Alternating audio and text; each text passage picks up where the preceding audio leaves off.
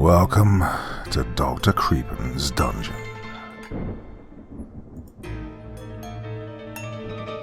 Well, they do say that some are born weird, some achieve it, while others have weirdness thrust upon them.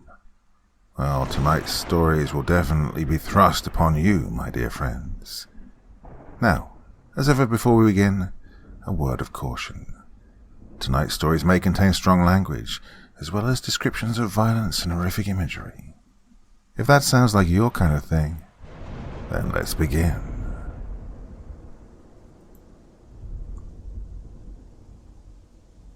Hitchhiker's Haven.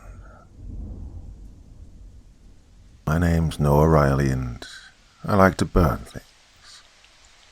It all started when I was 9, after my parents separated. Custody was granted to my mother since my father had taken the opportunity to jump ship, probably to start a new family with the tart he'd been having an affair with. It took my mother less than a year to catch another man's fancy, one that went from boyfriend to fiancé in record time. My new stepfather had no interest in children. The longer they were together, the more my mother's focus strayed away from her son to keep her new love plump and happy. Having no friends at school and no desire to be home, I often wandered aimlessly. I enjoyed finding anthills and reflecting the sunlight with my chip magnifying glass, burning them till their little bodies went pop. Sometimes the head survived. Well, it was on a day like that, on my way back home, that I found a tiny discarded box at the park. 5 little matches were inside. I struck one, just like they do in the movies. The small tongue of a flame amused me. It was a nice, tingly feeling. I used 2 matches on 2 separate days that week, burning chunks of printer paper in the backyard. It helped me feel better when the days got hard, as though I were burning that day away. Good riddance. God knows I couldn't turn to my mother. Her thoughts were always somewhere else, a place where I didn't matter. Of course, when I'd used the last match on her new carpet, it caught her attention. She forced me to attend a treatment program for young fire starters. But it didn't come home with me. It was 2, maybe 3 a.m. on a Tuesday when I cut across the vacant parking lot, every step as furtive as possible. I was 18 then. My eyes were locked on the target, a large industrial bin situated outside a construction site. Impregnating its big red body was an overflow of trash that had accumulated over the week. Perfect, I thought, when I'd spotted it the night before. Simply perfect. Not far away from home, but not too close either. I ducked behind the bin. A deep exhale seeped out of my lungs. What a thrill. Like a buried seed deep inside myself, finally cracking open. For years I'd cultivated that seed. Even as a young boy, I'd burn broken toys, or I'd toss firecrackers in mailboxes. Never once caught, mind you. The only good that came out of middle school for me was learning how to make a flamethrower. All you needed was a can of aerosol spray and a lighter. Discovery that had led to a permanent scar over my left eye, and a lack of eyebrows. Well, nothing ventured, nothing gained. Pulling a white container out of my jacket, I squeezed an arc of colourless liquid over the bin's contents. I circled the red rectangular body 4 times, soaking as much of the compacted waste as possible. Then, the coup de grace. I poured out a box of matches from my jacket, igniting one of them on the striker. I couldn't help but take a moment to appreciate it, how the small flame swayed and danced in the air. With a sharp flick of my finger, I tossed the flame into the marinated pile. There was a whoosh, followed by a burst of light. The fire erupted out of its throat in a borealis of orange and yellow. I was in awe, mentally fixated by the growing kingdom. The deep crackling sounds, the new scents scouring the air.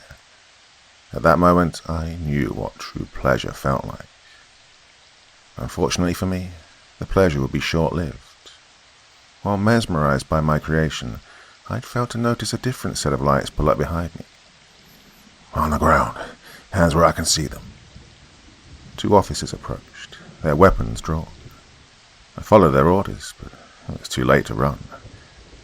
My head was pressed firmly against the asphalt, my wrists choked with handcuffs. Still, I didn't allow the dancing embers to leave my eyes.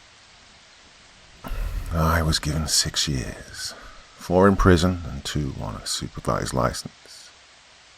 My first cellmate was tall, bald, somewhere in his 30s, and missing an eye. The glass eye he once had was confiscated after he was caught trying to smuggle in illegal substances within the socket. He called it his secret pocket. It was evident that I'd never done time before, and he took it upon himself to show me some tricks of the trade. Well, cellmates I'd have down the road were never as eccentric, but thankfully not problematic. The doors unlocked every morning at 7:45. I was kept from kitchen duty and only given tasks that didn't include fire, most of the time laundry service or warehouse duty. The day-to-day jobs were menial and mundane, but better than sitting in a cell with the dullness gnawing at your skull. Nights were the most difficult. Sleep felt like it was an entirely different span of existence. I could only sit there listening to the echoing footsteps, the awful snoring from the top bunk, and the hysterical wails from the psych units. But those weren't what kept my thoughts active. No, it was the withdrawal. I'd have killed to see that blaze again, how it swirled like a fiery cloud, how it whipped tendrils of smoke into the air. Instead, I was trapped, shivering and dribbling with sweat, begging for that same release. On the day I was discharged, they sent me on my way with $75 in my pocket. Oh, the sky had never looked so blue as that day. Finding a job can be difficult for anyone, but for an ex-con it was close to impossible, unless you had connections. Now, give that ex-con a scar above his eye and no left eyebrow, and they may as well be hiring Freddy frickin' Krueger. Oh, I answered countless ads, collected heaps of applications, and rewrote my resume dozens of times to make it look decent enough. But no amount of polish could soften the blow of the question, have you ever been convicted of a crime? Check no to be considered. Check yes to be tossed into the furnace. There was the deal breaker. Don't call us, we'll call you. Oh, freedom is good, but it wasn't long before I realized that the sentence didn't end when the gates opened. Despite the stigmatized cross I was forced to bear, there were always silver linings. When your brain has to adapt to years inside of a barred-up box, it finds any hopeful prospect to cling on to. My mother had left me her apartment and whining lemon of a car. Every room smelled like musty perfume fused with old candle wax. The bed was painfully hard and springy. The ever-building worry rolled around inside me, like a pocket of gas trapped inside a piece of coal. Just one light, only one small piece of charred paper in the parking lot would be enough to get through the week. But still, I resisted the urges. I'd successfully eluded it for years now, thanks to time and a lot of behavioral therapy. Whenever the seed started to burn, I knew how to extinguish the flare. Well, miraculously, I was finally able to land an interview. The hiring position was for a graveyard shift at Hitchhiker's Haven, a family-owned gas station run by a man named Bennett Crawford. I rehearsed the interview dozens of times, drawing up every possible question I'd be asked, and a golden answer to counter them. Hitchhiker's Haven sat along a rural stretch of road between Redmond and Sisters, the 2 closest towns for miles. The rolling green hills and farmland pastures surrounded it. The faded blue peaks of the Cascades were outlined in the distance like paintings. I met with Crawford, who insisted on being called Ben. The man was no grease monkey, which is what I'd envisioned the gas station owner to be. His deep-set eyes were green and placid. The wide Cheshire grin he wore throughout the meeting didn't waver. I'm sorry for this, Ben started, which made my heart begin to sink. But I have to ask you, what landed you in the iron pen? Well, the question was inevitable, but still startling. I bit the inside of my cheek. 3rd-degree arson, sir. Ben's genuine, beatific expression didn't fade. Tried to burn your last boss's house to the ground, eh? I rolled my shoulders back. No, sir. I'd never do anything like that, but after what he said to me, I knew I could never work for him again. What did he say? You're fired. Ben suddenly looked surprised and then chuckled at my joke. I'll give you a pass on that one. That's one thing I respect in a man. It's a sense of humor. The interview shortly ended after that, and we both shook hands. I like you, Noah. You have a nice light to you. Be it the demeanor you carry or that cheeky tongue of yours, I feel you'd be a good fit for us. So, what do you say? Want the job? I blinked, almost blurting out abso-freaking-lutely, but instead settled on, yes, sir. Then came the question I'd spent sleepless nights waiting for. When can you start? Well, sooner the better, boss. My first night shift started at 10 that evening. Outside, the metal canopy looming over the pumps bathed the lot in a fluorescent green glow. It was eerie, like a ghostly light guiding you from the dark stretch of road to an isolated gas station. Why Ben had chosen that colour was beyond me. Not a very inviting glow for hitchhikers. I was given the uniform, a grey short-sleeved shirt with HH printed in bold, lining perfectly over the left pocket. Each aisle was 4 feet wide, arranged in a grid formation across the interior. Not as big as the competitors, but just as convenient. Each of the multi-sided racks was stacked with assorted products, from chips and candy to on-the-road vehicle supplies and accessories. LED cooler doors lined the wall across from the register, filled with their assortment of drinks. A plastic mat rested on the counter, designed like a map of Deschutes County. Dominating the counter space was a box of jawbreakers, a small stand of keychains, and a rack of colourful lighters I knew I'd have to ignore. Ben's grand tour lasted 30 minutes. We went over the nightly responsibilities, operating the register, restocking shelves and coolers, replacing the bags in the outdoor ice machine, and managing a clean workspace. So, Ben said with a slanted look in his eye, think you can manage something like this? I gestured to my notes. I'll be all right. Good, he smiled, which quickly melted into a ruminating expression. Given your history, I should hope you had one of the crazies. I raised a non-existent eyebrow. What do you mean? The workers I hire for the night shift are good most of the time, but once in a while you'll get one of the crazies. Honestly, you wouldn't believe some of the tales people try to sell to me here. Either way, here's to hoping, son. His face held the vague nuance that there was more to say, but instead he nodded goodbye and left for a good night's sleep. Hours into my shift, at roughly 3 in the morning, a set of headlights slid off the road into the lot. 4 young silhouettes sauntered inside. None of them could have been more than 17 or 18. One of the teens, a gauntly-looking one who wore his hair like a young Kurt Cobain, led the quarter to the snack aisle. Periodically, a few of them erupted into a distinct, high-pitched squeal of laughter, like a pack of hyenas. Each of them grabbed a stash of junk food and formed a mountain on the counter. Cobain covered the bill, his pupils as big as hockey pucks. Something about his glazed, absent-minded expression filled me with bittersweet nostalgia. I thought about the old days, when life felt so much larger than a box. Then I thought about the industrial bin and the beautiful fire spewing out of its melting gullet. And then I stopped myself. The other nights that week went as precisely as I'd pictured it, slow and dead. A few faces would occasionally pop in and out, but for the rest of the time, Hitchhiker's Haven was a ghost lot dipped in green. I didn't mind the boredom. The pay here was good, the confinement coldly familiar. I felt like a member of society again, like the word convict was no longer seared into my forehead. But night owl or not, the weight of deprivation fell heavily on me, which is what happens when one fucks with their circadian clock.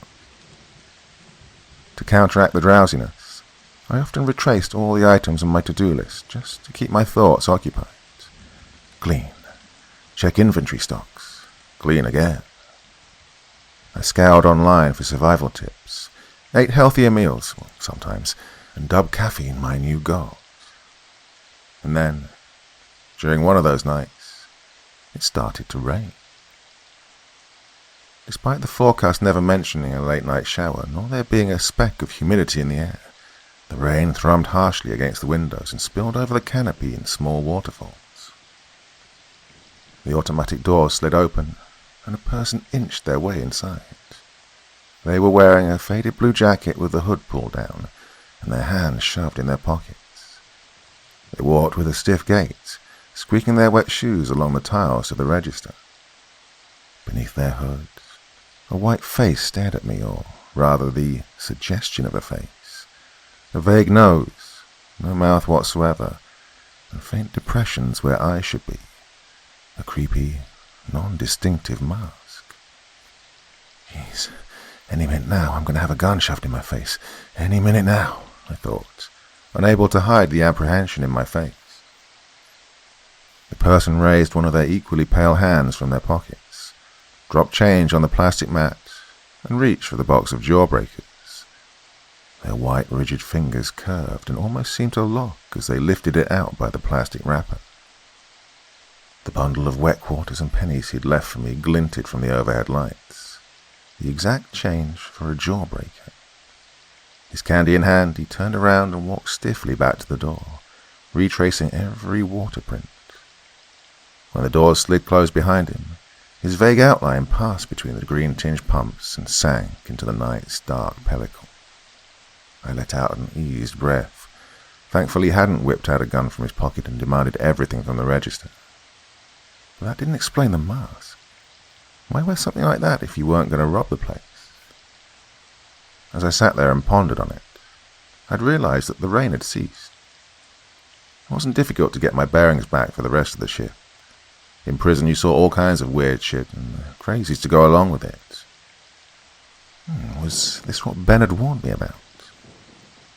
I shrugged at the thought. Every nocturnal job had its share of freaks waiting for the sun to go down. Why would a lonesome gas station be any different? Well, whatever the case, I was confident I could stomach what Hitchhiker's Haven would throw at me. I hope so anyway. During another particularly dead hour with no customers, I busied myself with a second round of cleaning everything in sight. It was either that or watch the coffee dribble into the pot. I moved the plastic mat off the counter, realizing I'd never cleared the dust from beneath it. Something was written into the countertop, carved by way of a knife into its surface. Don't talk to it. I ran a finger along the deep grooves of the message, or rather the warning. Well, a week of normality then passed before the next downpour. I was ringing up a few items, Advil and 5-hour energy shots, for a red-eyed trucker. Together we heard the muffled applause of rain on the roof. Ah, shit, the man whined, scrunching up his lip hair. You sell umbrellas too? I shook my head. Sorry. He huffed and eyed the watery skim that dribbled down the windows. Ah, bullshit weather. You just can't predict 'em, can you? He took his things and beelined toward the semi, veering back to the dark stretch of road. Once he'd left, the doors glided open once again. A faded blue jacket stepped inside, the same man from before. He approached the front desk, one firm step at a time. A pungent whiff of damp clothes wafted off him, soaking wet again from the rain. Echoing the first time, his pale hand left his pocket and rested the wet change on the mat. Beneath his hood, the featureless man poked out, a sheen of light on his moist, non-existent expression. The same mask as before. Water dribbled off his fingers as he dropped the change, plucked out another jawbreaker, and returned to the exit, transparent footmarks trailing behind him. After that, the grey haze of boredom that had once fogged the night shift was gone. Whether it was 1 week or every other week, the man always appeared. He'd saunter inside completely waterlogged, leave the exact change, and take a jawbreaker. Always a jawbreaker. The way he walked was especially strange to me, almost lifeless. Not in the undead sense, but more akin to a sleepwalker. As bizarre as it all was, the man wasn't especially difficult to deal with. Strange, yes, but not at all a hassle. In a minute, he'd walk in and then back to the heavy rain, returning to God knows where. Oh, congratulations, Ben. You found yourself a regular customer. In addition to the already weird repetition of it all, there was something else I couldn't explain. Moments before the man arrived, on the dot, it would always rain. No matter how bone dry it was prior, The storm would come sudden and hard, only stopping after he'd left. Sometimes in minutes, other times in 20. Too often for coincidence, but too crazily timed to be sane. Every so often I'd lift the mat and stare at the words chiseled into the counter. Don't talk to it. Probably left by one of the last graveyard workers here, one of the crazies, as Ben put it. Oh, they were, no doubt, talking about Mr. No-Face, though calling him it seemed too dramatic. He must have really got to them. But a job was a job, and in my position I was not apt for many preferences. I'd do what it took to keep it. It wasn't long for the rain to come back harder than ever. The gas station's exterior moaned as the wind howled in an almost whisper through the slide doors. Without fail, the man walked in with his rigid gait, drenched. But when he reached the register, there was no change out of his pocket or jawbreaker picked out of the box. This time was different, astray from the usual routine. He bored his rigid white fingers into a tight fist and slammed it against the plastic mat. Boom! The force shook the counter's flat surface and vibrated the register. The countertop merchandise shivered in their displays. One of the keychains fell from the stand, a grey cat winking at me. Before I could react, the ashen-toned fist rose again and fiercely dropped. Boom! The stand of lighters toppled onto my side of the counter, their transparent bodies scattering near my feet. Then, from the still, plaster-wall face, a hollow voice spoke out that left a sharp ringing in the air, as though it were made of glass. Would you like to see my face? What? The word blurted out of me, too late to reel back in. I was caught off guard, not expecting a question, let alone a sudden tantrum to come from him. At that moment I'd broken the golden rule of Hitchhiker's Haven, carved gravely into its bedrock. The man stood there only a moment longer before the parts of his blank face began to move. His pale cheeks, the vague nose, both eye depressions, extended outward, moving like an insect's plaited skin. Beneath them, a gaping mask sank inward like a tunnel, its walls layered and glistening with twitching, blackish mold. A never-ending throat, where white fragments of light pulsated like trapped stars. My eyes went vacant. I couldn't stop staring at them. A sense of distress raced down my spine. I could feel the cords of my neck straining to make me turn my head, but it wouldn't budge. The lights within its mildewy void gleamed in rich, beckoning gestures, a universe of deep colors that wanted me, every thought, every particle of myself, and for that moment I felt myself starting to sink into its depths. But something kept me tethered, something starved and soaked in kerosene. I managed to tear my eyes away, grabbed a lighter, and pulled a can of aerosol from one of the cabinets. Without thinking, I flicked on the small flame and pressed a finger on the can. A bright jet of orange reached out and fluttered over the cavernous pitch of its face.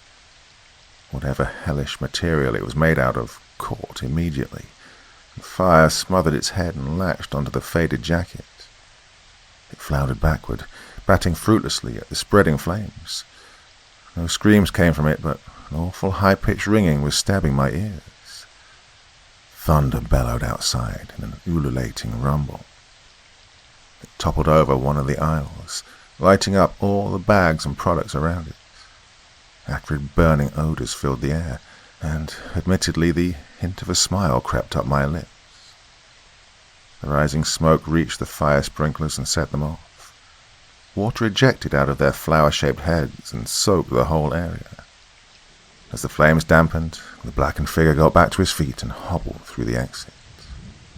I moved to chase after it, but by the time I stepped outside, it was gone, evaporated with the pouring rain. Well, tried as I have, there's no coming to terms with what transpired that night, or whatever demented thing it was that I'd seen. It made my brain feel loose, slowly teetering between total numbness and a manic episode. Bennett Crawford did not believe me. nor did I expect him to, and did not hesitate to press charges for the damages. In the span of a single night, I joined the ranks in his book of crazies. Well, given my track record, I was labelled as a repeat offender, a new title for the pyromaniac. The hearing will be sometime next week, and until then, I can only wait until the gavel comes down. I still dream about those colours sometimes, like they're still imprinted somewhere in my consciousness, beckoning for me to go back there. Whatever it is they wanted from me, they were still calling. Will the next person Ben hires see the man with no face? Or will it bide its time, waiting for the right stuff to pop the question to? Would you like to see my face? Yes. Show me your face. Show me those colours, so that I can burn them all over again. Hitchhiker's Haven will go up in smoke when I'm through with it. Then where will you go? Wherever it is, I'm sure it'll be raining.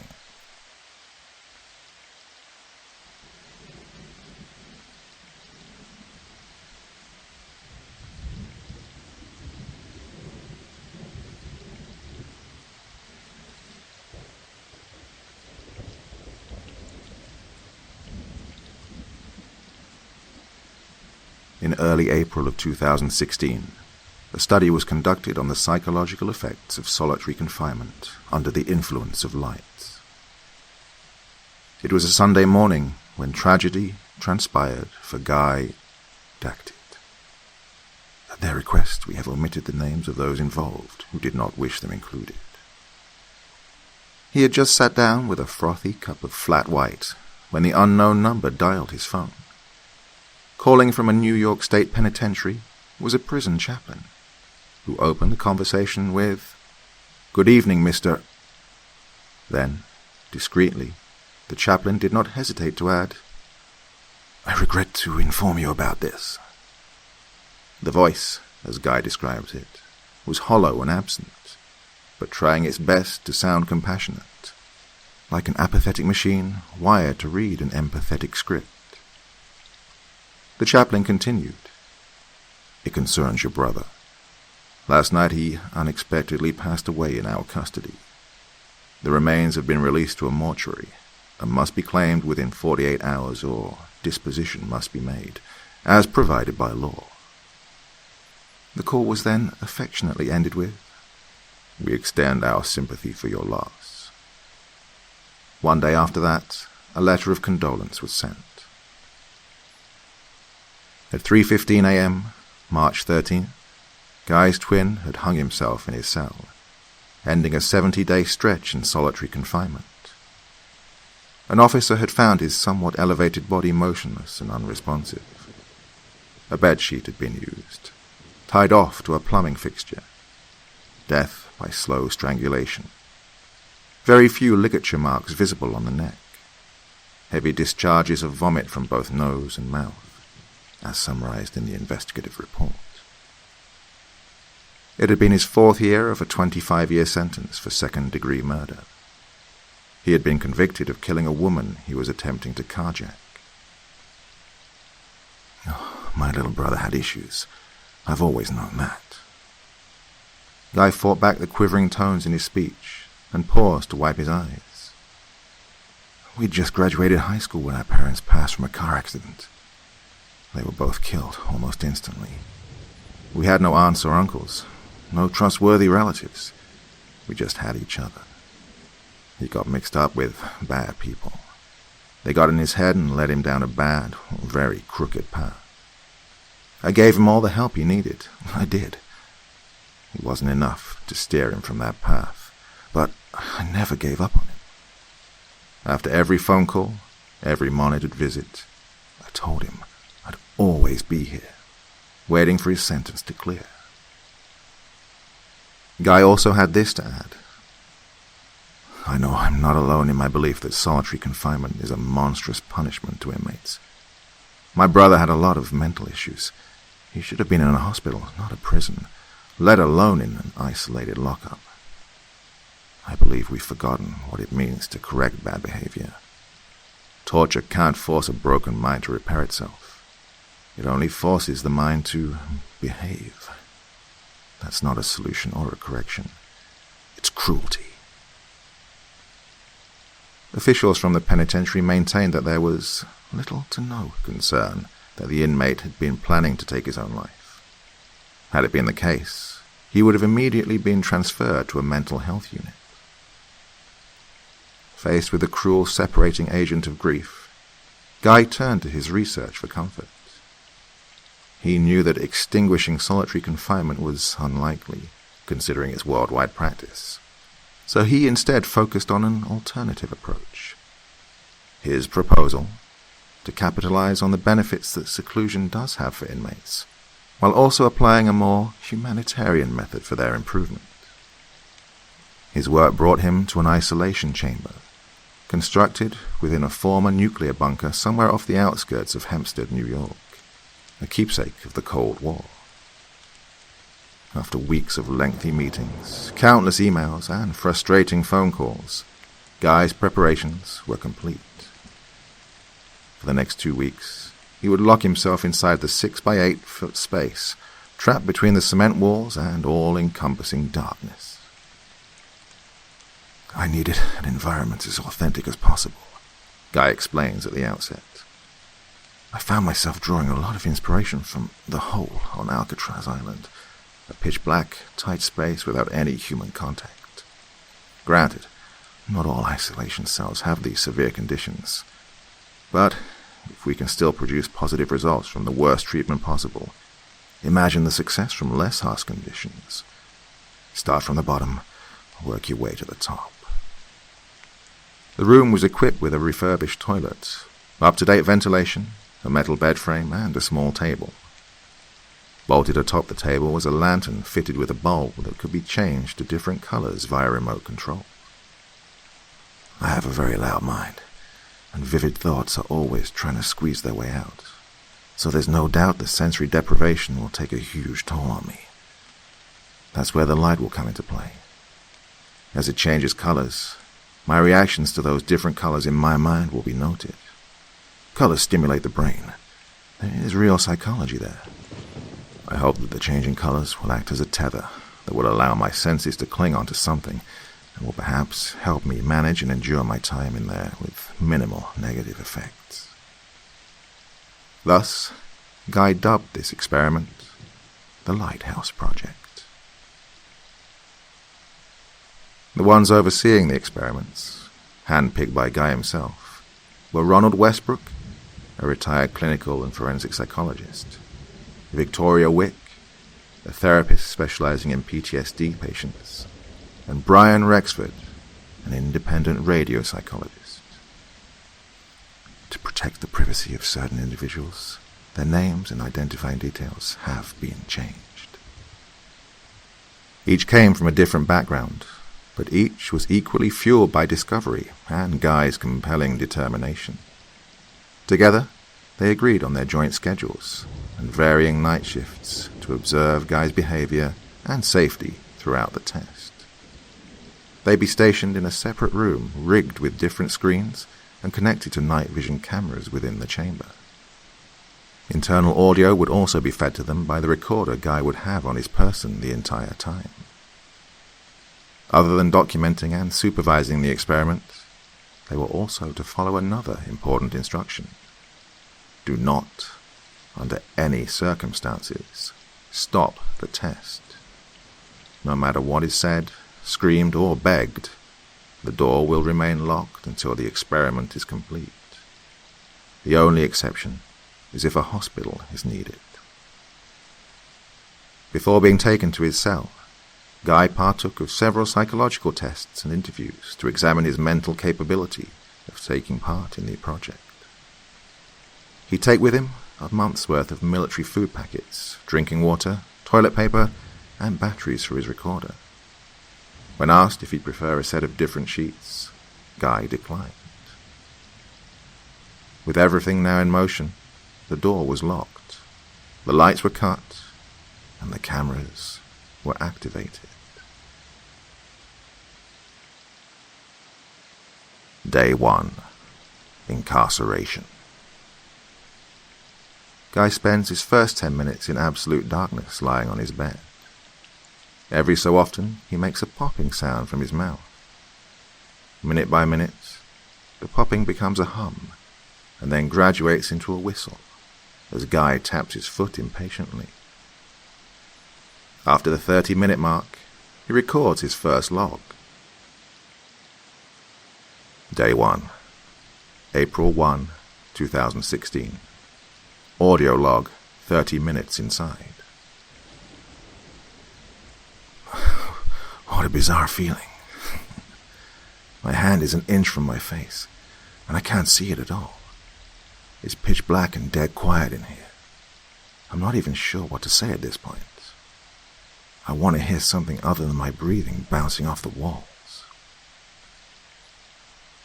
4 hours pass. Guy takes to wandering around the room, appearing to count the number of steps it takes to reach each wall. The result? Not very many. Day 1, April 1, 2016. Audio log, 4 hours inside. Getting cold in here. Oh, I should have brought a heater or something in here. I've already lost track of how long I've been inside. Maybe that's a good thing. I have to say, this is the worst hotel I've seen. The service is god-awful. Room service, anyone? Guy, to his credit, forces a smile for the cameras and masks the ever-growing anxiousness with humor.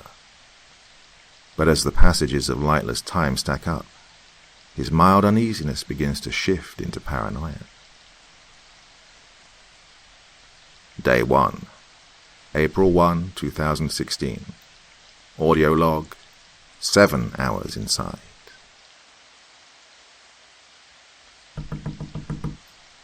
What's with the crackling sound on this thing? Is it even working? I've said I'm cold 300 times now, and it hasn't changed a single degree. The blanket isn't helping that much. God, at least give me a sign this piece of junk is working, all right? A knock, a tap, anything. Gosh, throw me a bone here. He sits up with his legs folded on the bed and tears open the first meal packet. He eats it slowly, as though to savor the taste and the new sensations it brings. Perhaps he's waiting 7 hours to experience something new in the room's unchanging pitch, before it becomes repetitive. It isn't long until Guy takes to pacing the room to each of the walls. The audio captures possibly an old conversation he recounts with someone under his breath, plausibly his brother. It's not unusual, Rexford explains. Animals do the same thing when you place them in confined quarters. He's anxious, trapped, and bored. The pacing provides input in his life, builds a mechanism to cope with. Eventually, Guy crawls into bed and tries to rest. He manages to fall asleep for 10 hours straight, tossing and turning restlessly in his sheets. When he wakes, the realization takes a moment to dawn on him, as he rubs his eyes and tries vainly to get his vision back. He falls back into his pillow and sighs loudly. Right, that's right. Oh, shh, the audio captures. As an entire day passes in the chamber, the adverse effects of his sensory deprivation begin to intensify and become especially more evident in his 8th log. Day 2, April 2, 2016. Audio log, 30 hours inside. They're everywhere, aren't they? All over the grainy darkness. So many of them. Spindly shapes are floating around me. I'm hallucinating. Aimlessly drifting, bouncing off of nothing. Aimlessly. I think they're organic. Spores, swarms of them, all over the place. What day is it? Can anyone hear me up there? I said, I'm hallucinating. In view of this, he waves around both hands, sifting his fingers through the invisible objects his mind was manifesting. Before long, he claims to start hearing music in the corner, even snapping his fingers to the non-existent rhythm. For the remainder of the second day, the researchers take note of every hallucination Guy experiences. Visual, a kite on the wall, blooms of jellyfish, spores. Auditory, static from a radio, a piano's G major, incoherent whispers. In the early morning hours of his third day, submerged in darkness, Guy reaches the threshold of his sanity. At 6:53 a.m., he is sitting against the wall, his face buried in the crevice between his knees. Suddenly, without the slightest portent of warning, he chokes out a gasp and flings himself desperately to the toilet. He crams 2 fingers in his mouth, prodding desperately at his throat as he vomits profusely into the bowl.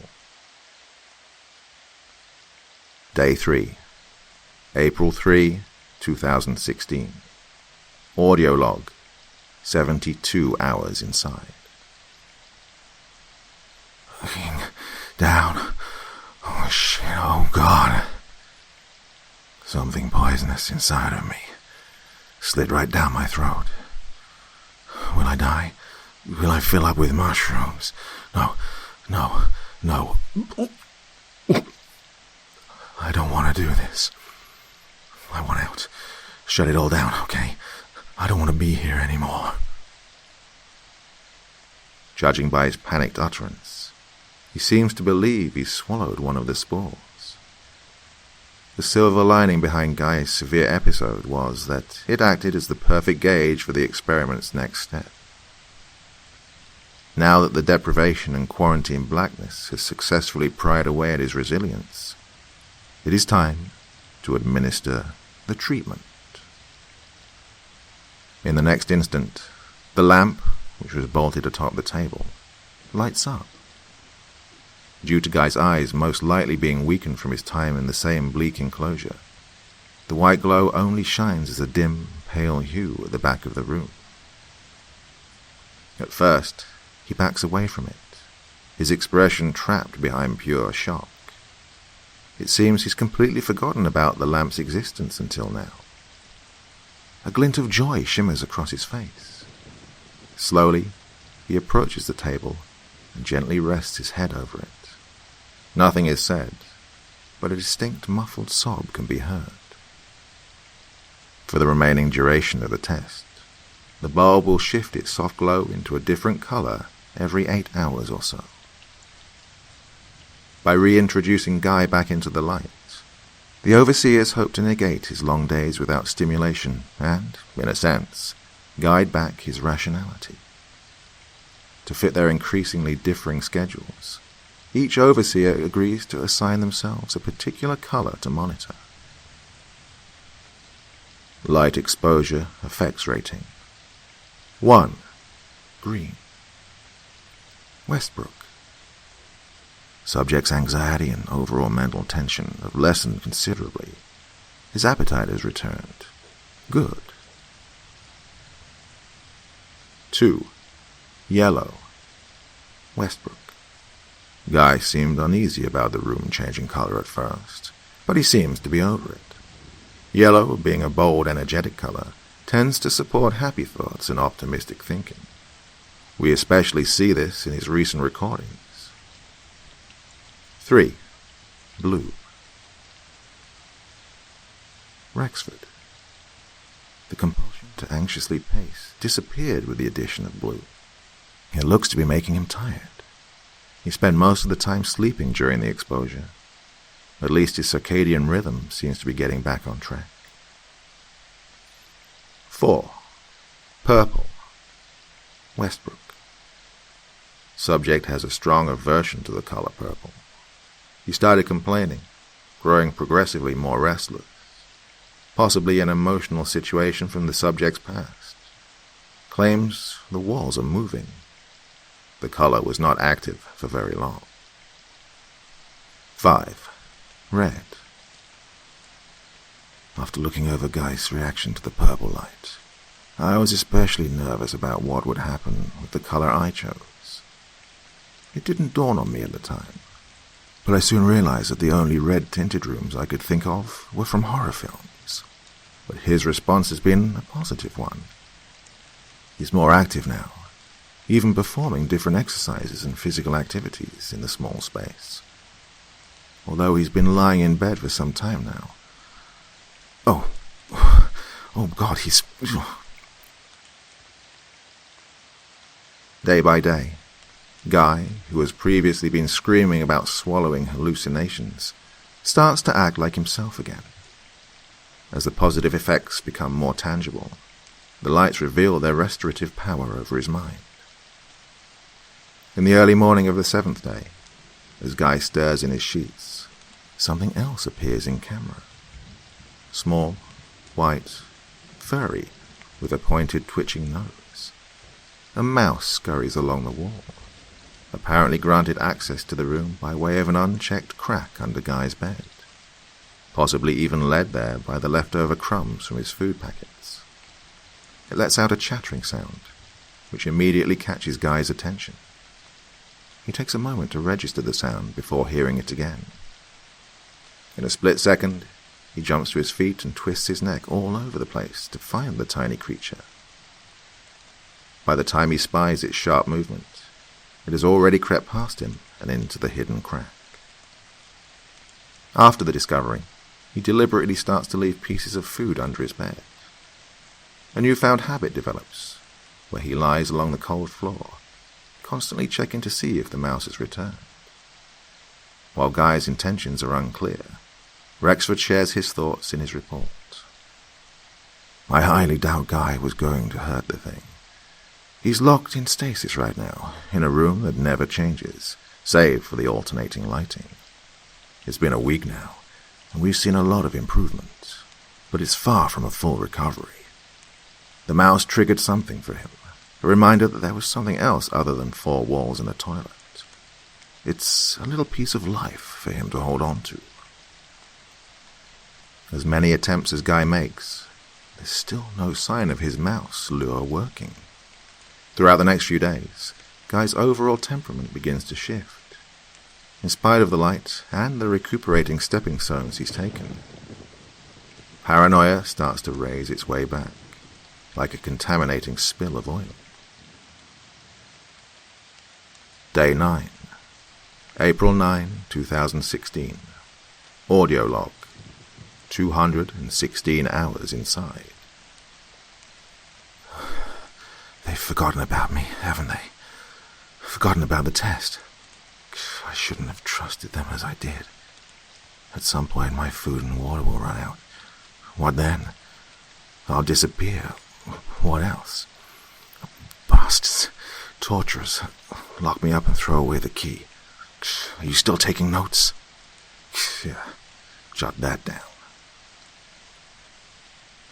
Day 9.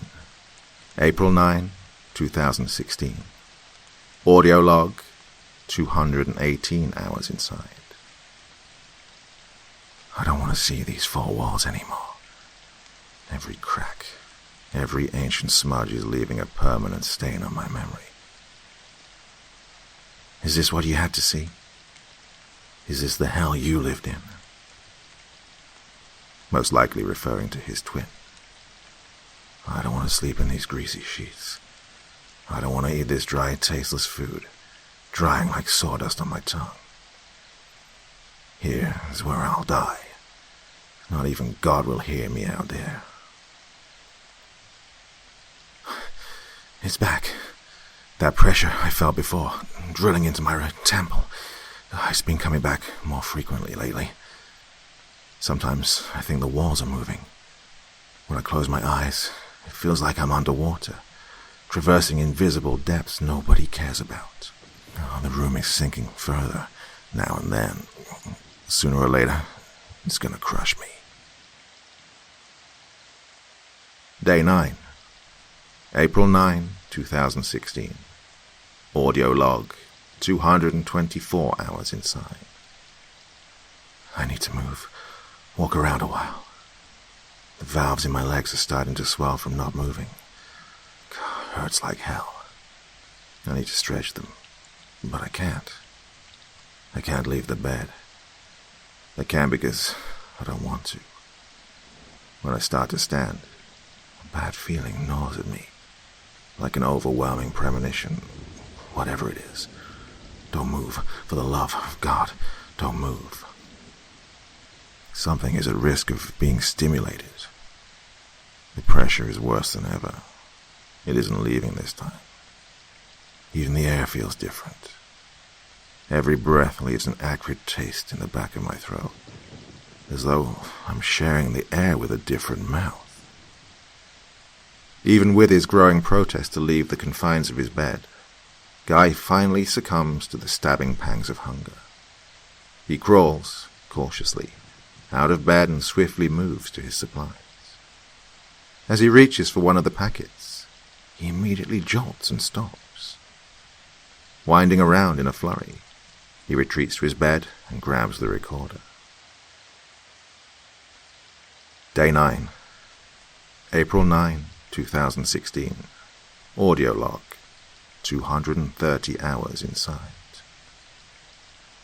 Gone. Torn to bits. My food. I can't. I don't. What happened? Guy has discovered that 5 of his once sealed food rations are torn to shreds, gnawed open. The flexible pouch packaging gutted by some unthinkable means. With the lack of any footage, the researchers deduced that mice were the most likely culprits. If one had found its way inside, what was to stop more from sneaking in and raiding the unguarded stash? Although it's unexpected, there is still plenty of food left untouched to make do until the experiment's final day.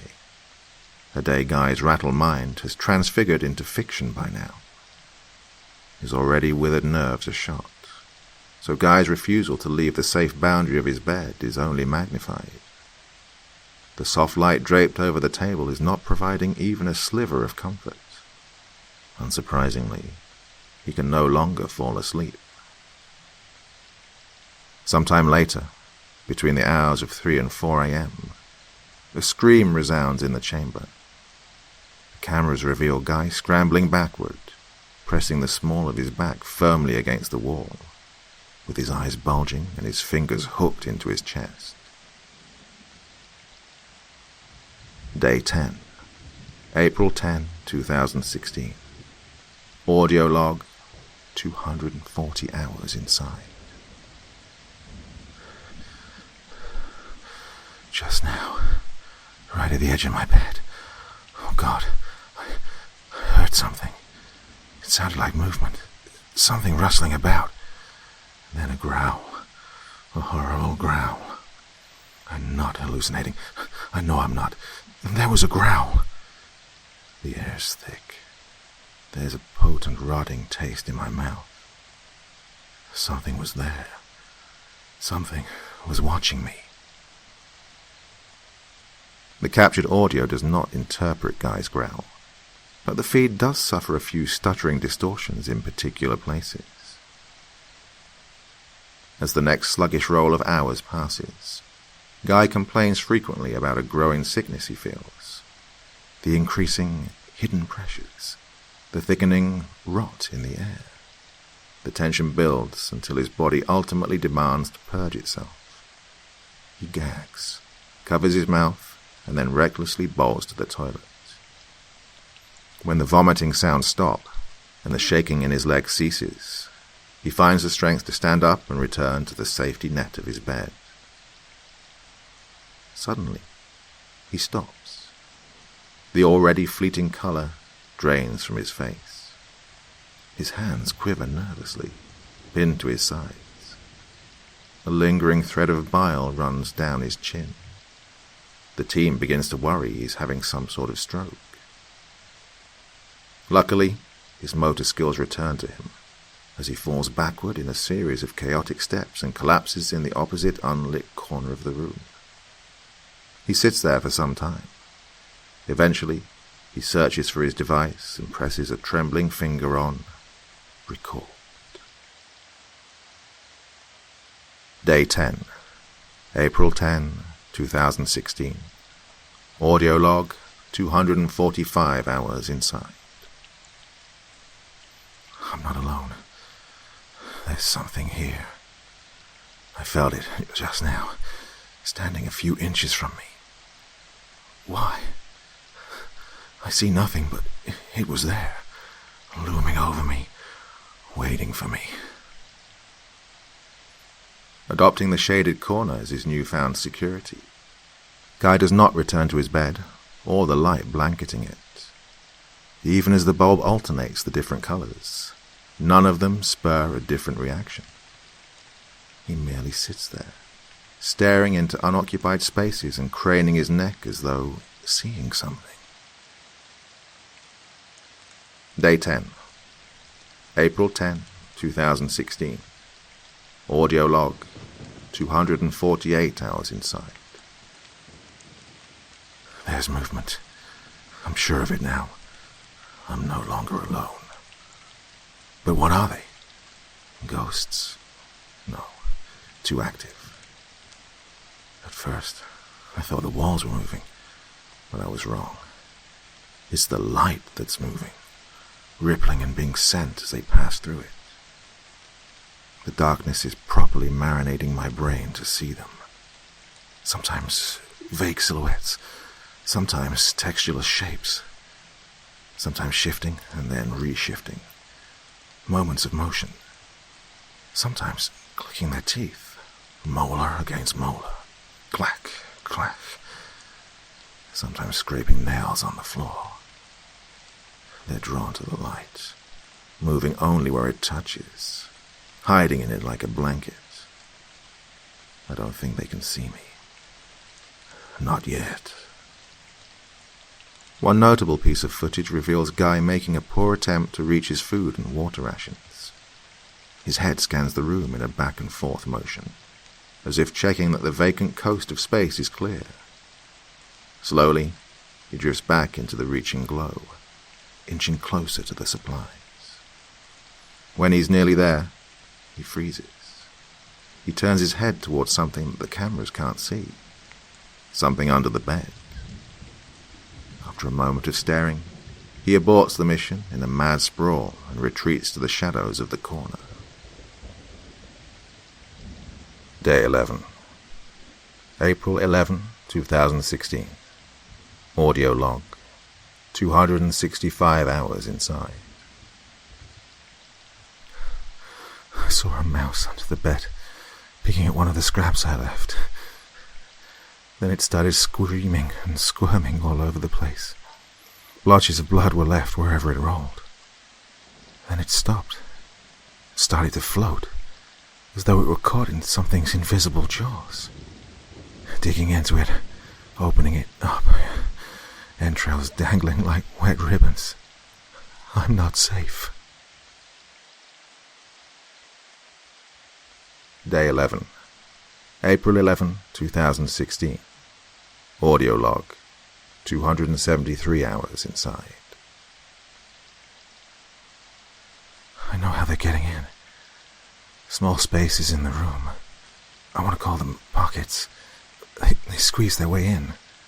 The horrible stench returns. They squeeze their way out. I think I know where the pockets are, too. One on the ceiling. One under the bed, one on the left wall. They're everywhere, getting more and more numerous, getting louder. Clack, clack, clack, clack. I've lost count of how many now. I have to stay away from the light. It will only make me easier prey. Please, if you can hear me, turn off the light. The visual hallucinations haunting him only grow worse from there. Every audio log received grows primarily more fearful about the unseen things coming in and out of the room. While there are no remains of a mutilated rodent found under the bed, signs of discoloring on the floor are present. Despite the 3 hellish days he has spent in the dense unlit veil, Guy refuses to leave the shelter of that corner. The light, which had previously hosted his sanity back, was now what he avoided. What should have nullified the other appears to only intensify it now, as though summoned by misfortune. The researchers face an anomaly they did not prepare for. Both the cameras and Guy's recorder begin to malfunction. The stuttering audio distortions from earlier worsen. What sound does manage to leak out of Guy's device is corrupted with hisses of static and delays. Unable to fix the issue, they are forced to make a decision. End the experiment early and collect the accumulated data, or follow Guy's original instructions and proceed to the final day. With 2 in favor, Westbrook and Rexford, of continuing, and 1 opposed, Wick, the decision is made to endure until the 14th day. Even if the audio is no longer functional, there's still plenty of visual input to extract. Guy's mannerisms only continue to deteriorate. He no longer sleeps or forms an effort to reach the food and water, let alone to even use the bathroom. Instead, he takes to urinating and defecating in the opposing ill-lit corner. Piles and pools of his excrement gather like the accumulating waste of a caged animal. Things were bad, Rexford shares from the following interview. We honestly should have stopped and packed everything up then and there, but we had precise instructions to see it out to the end. There was one night Victoria and I were working together. I remember stepping out to get some fresh air and coming back to her gasping, her hand cupped over her mouth in shock. I quickly checked the cameras and saw exactly what had her horrified. Guy was digging into his excrement and smearing it over the wall. At first, I thought it was nothing but a smothered mess of unintelligible garble. But then I saw exactly what he was writing. They, everywhere, turn off light. After that, Victoria wanted nothing further to do with the experiments. She told us she was done being party to torture. Westbrook was also losing the amount of time he could give, so things mostly fell on my shoulders. I didn't mind it much. I wanted to be involved. I wanted more than anything to see the success of the experiment. With 2 days left of Guy's confinement, Rexford takes it on himself to make the final push. I was trying to think of a way to ease him back into the light, so I thought of a plan. Little by little, I was going to amp the lantern's voltage until the room was nothing but light. No more dark corners for him to hide in. To set this plan in motion, Rexford starts by amplifying the soft blue hue within the room. The light begins to lick up the walls and climb over the bed. Guy quickly takes notice and noticeably shrinks further back. He tries to protest vainly, according to a recording of garbled feedback. Day 13. April 13, 2016. Audio log, 315 hours inside. Stop. Draw anything closer. Are you listening? They will find me. Turn off light. They will find me. Ignoring Guy's clear objection, Rexford shines the light more strongly as it inches closer, burning away the shadowy blanket of Guy's position. In a desperate, animalistic effort, Guy resorts to slamming his fists against the locked door, clawing at it fruitlessly with his nails. Simultaneously, as the last shade of his protective layer evaporates away, Guy makes a mad dash toward the lantern. With a desperate flail of his fist, he punches it, shattering the bulb in an eruption of glass like an aerial firework shell. As the darkness once again overlaps the room, and with the adrenaline still racing through his system, he grabs handfuls of broken shards and shoves them in his mouth. The corrupted bits of audio still capture the sound of sharp bits breaking between his teeth. Rexford, immediately abandons his post and rushes for the chamber. He opens the door to find a room with protein-stained bedsheets, hieroglyphic feces on the walls, and their test subject collapsed over the table. "The smell took me out," Rexford comments. "An amalgam of different odors. Composites of sweat, urine, feces, blood, rotting, and other questionable smells I don't care to describe. I tried to block it out. The last thing I wanted to do was vomit as I pulled him out of there. He was sputtering something to me, or spitting out globs of blood and broken glass. Something about his back burning. When I checked it for him, I had no idea what I was even looking at." Wednesday, April 13th, at approximately 9:05 p.m., Guy is taken to Nassau University Medical Center, where he receives several stitches for his hand and also the loose flaps of tissue in his mouth. He is constipated, running a fever, severely dehydrated and malnourished.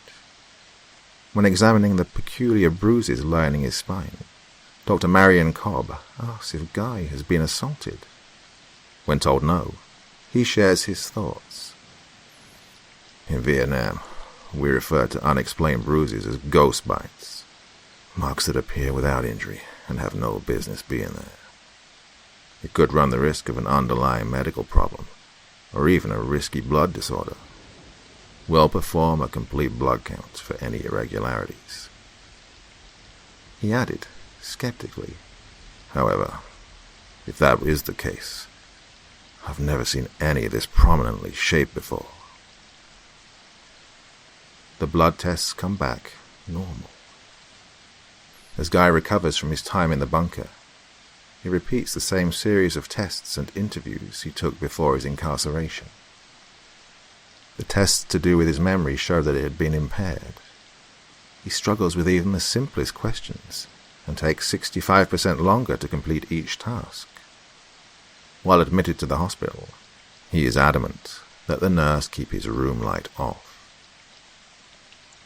As for the aftermath of the project, New York College journalist David Saxon, after months of evasion, is able to conduct a short interview with Guy on the first sunset of August.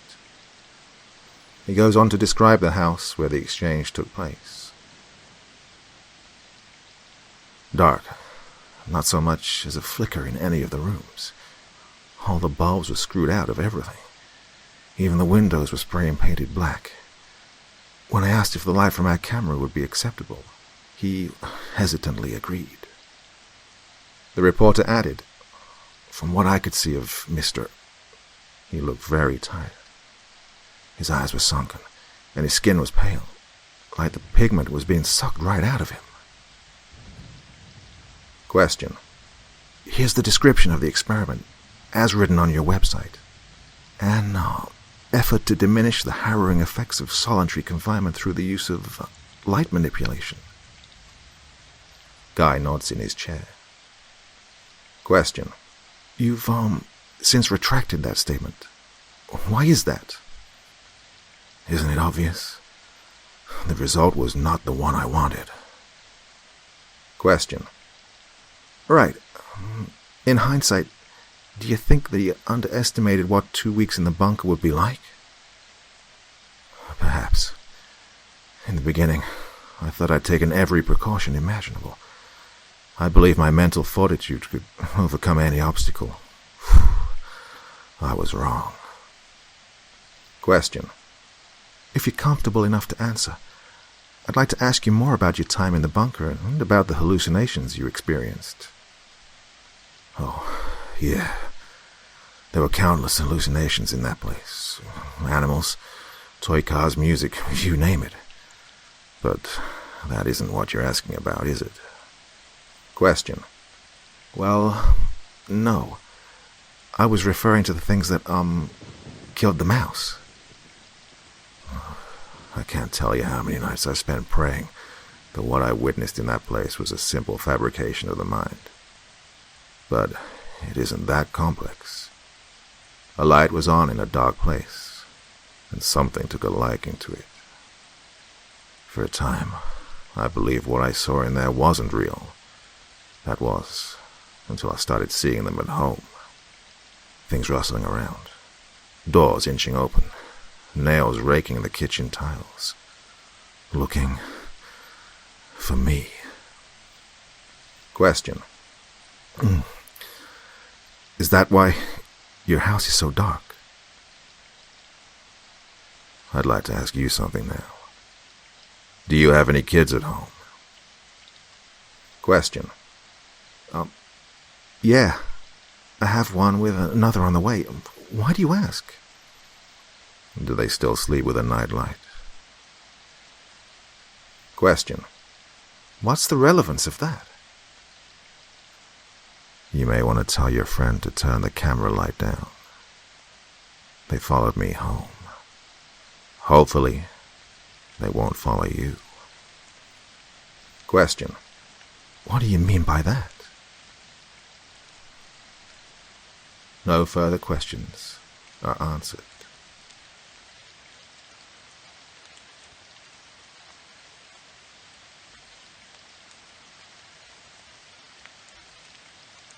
The days all started with the briefing room, a wall-to-wall palette of aged pastels and stark hospital greyness. In the centre of our little room, an oval-shaped table dominated the space with every seat filled with a tired nurse. From one of the windows, a bar of morning light often slipped stubbornly past the shutters. It was this drab room where we discussed things such as the population of our current patients and whether to up or down their medications. In a work environment prone to shifting each and every day, such meetings were vital to maintain the facility's pulse. As I sipped my morning coffee and slid the bitter warmth down my throat, I couldn't help but eye the newest face of our staff, a young man with a sharp, short haircut and a stony, unsmiling face. Alec Barnes. A pest. Throughout the entirety of our meetings, he could never just keep quiet, sit and listen as we resolved any daily conflicts. No, he had to chime in at every moment he could, bringing everything to a grinding halt to interject with, "Oh, I have to disagree. Well, where I came from, we did this. Yeah, if I could just stop you there." A pest indeed. Every clinic had at least one of his sort, fresh out of college, hungry to get out there and feel out the unit they'd soon be running. We affectionately referred to them as Weissenheimers, those who can do no wrong, instant virtuosos of the field. These people were easy enough to spot. Postures tense with self-conviction, nodding impatiently as you speak to them, as though already knowing what you are about to say, and you're simply moving too slow for their patience. And you, only you, are the one doing things wrong. I can still recall one in particular, a young know-it-all who'd become quite a nuisance during our labs and clinicals, chattering in on how we'd been doing everything incorrectly and not by the book.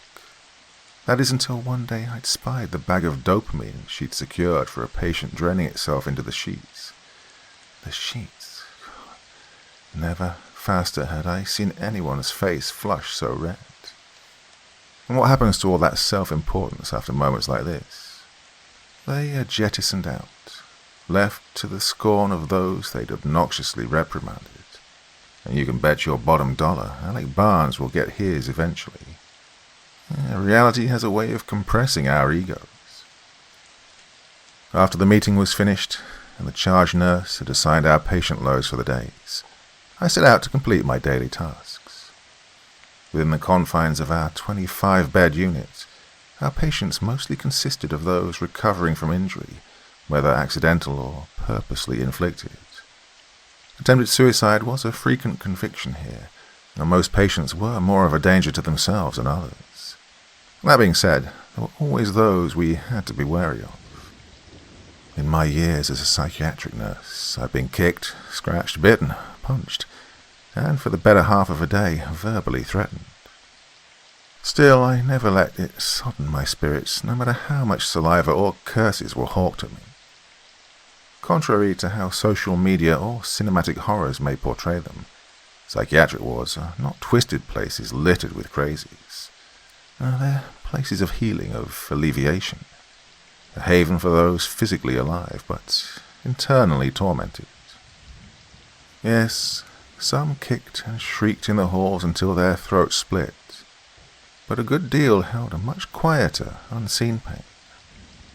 That's why I was here, to help ease the cold terrors of their futures. And for the case of our newest arrival, Roland Boole, well, that become my next big project. It was raining on the night they brought him in. I spied him rolling on a stretcher, his cold face wet and dripping. His eyes flickered with transient consciousness, perhaps barely grasping the shapes and sounds around him. For a moment we actually held each other's gaze as he was whisked away to the intensive care unit. 10 paper clips, 8 marbles, and 5 drywall nails. These were the objects removed from Mr. Boole's stomach.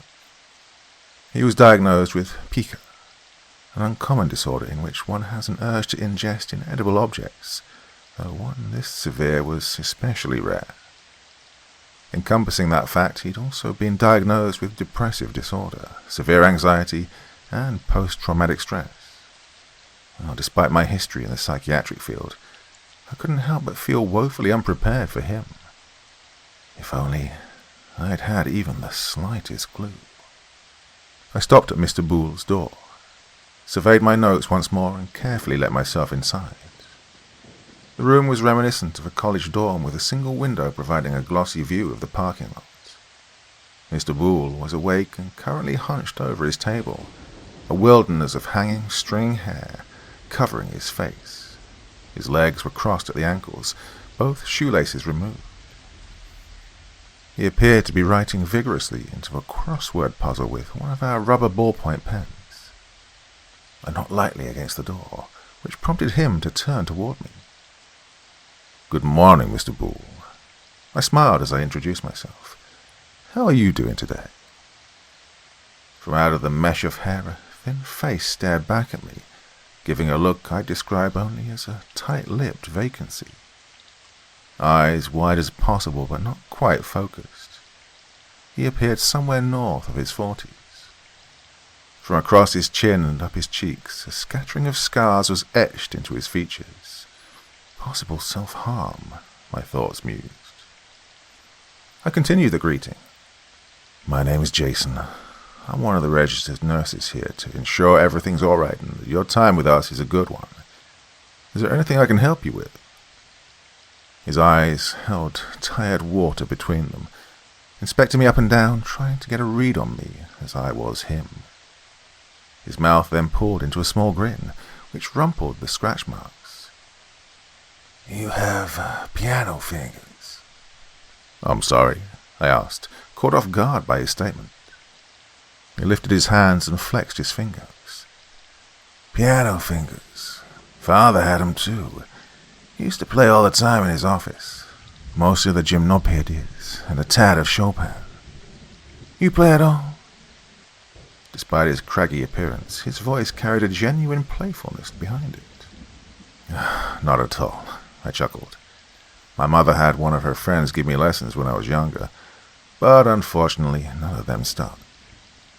Yes, Mrs. Brown was an avid teacher of the arts, but now I could only remember the reek of bone broth carrying her breath. Anyhow, it was nice officially meeting you.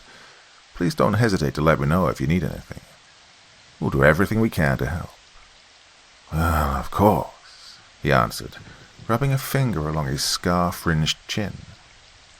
It wasn't long before we realized the true extent that Mr. Boole needed to be monitored. From the television room, he plucked out the power button, as well as both volume buttons from the remote, and swallowed their small plastic bodies. From his bathroom, he twisted a cap off one of the soap dispensers and negotiated it down his throat.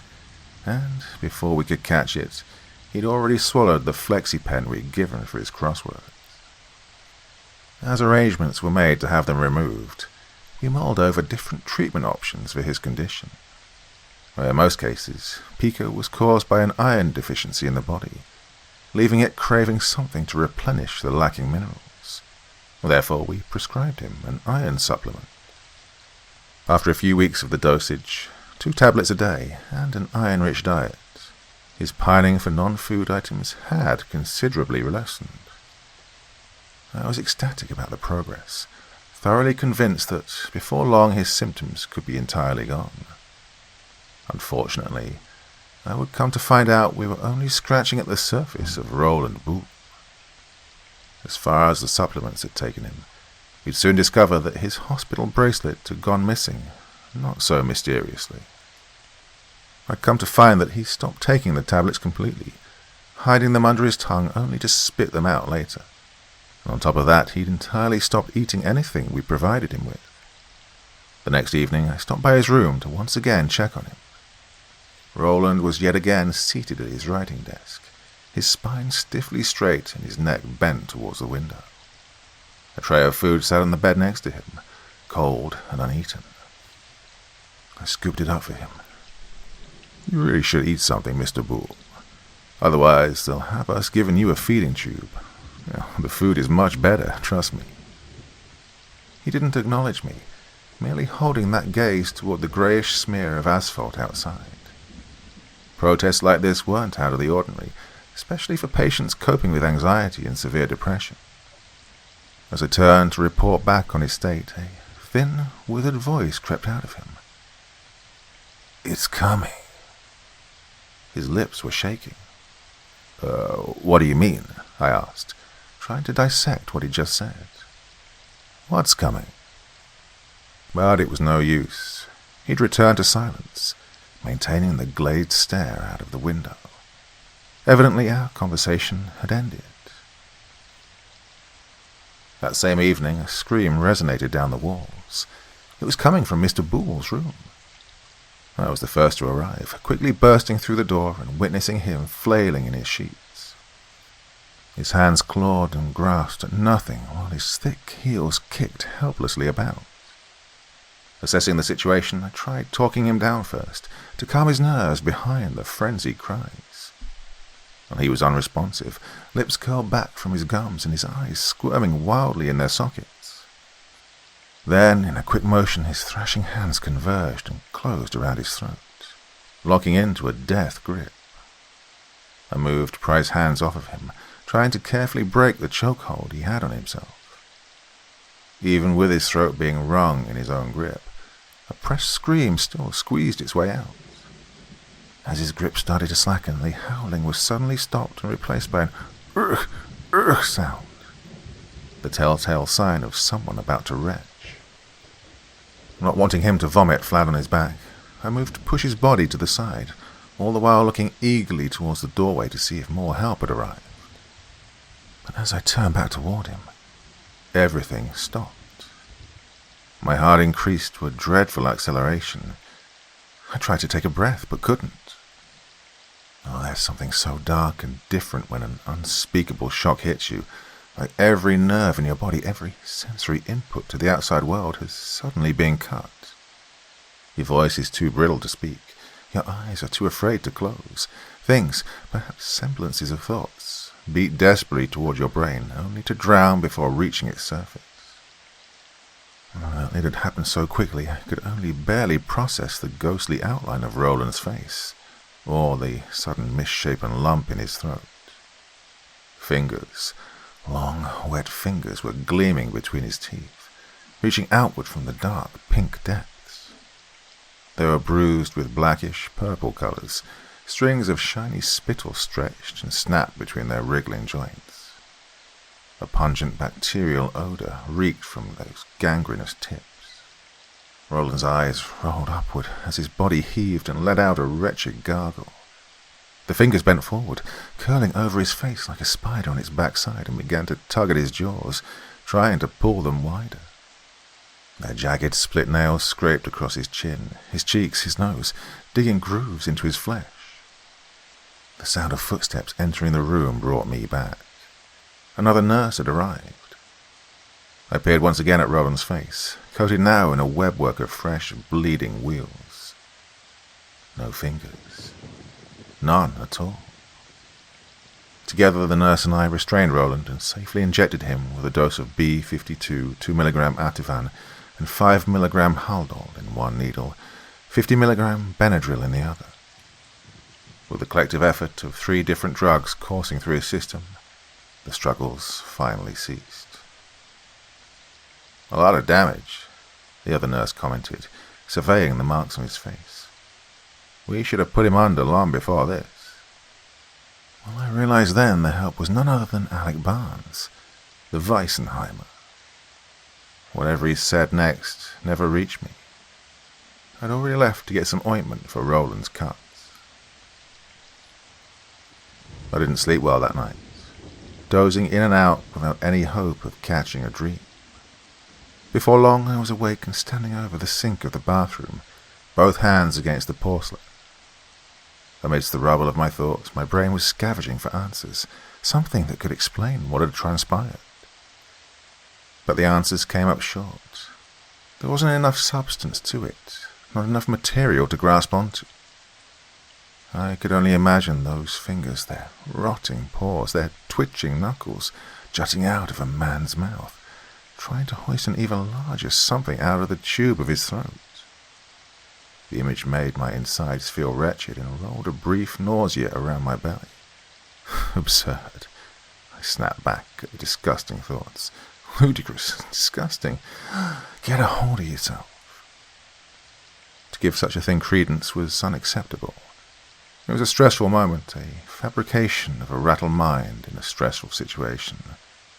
That's the end of the matter. No further discussion required.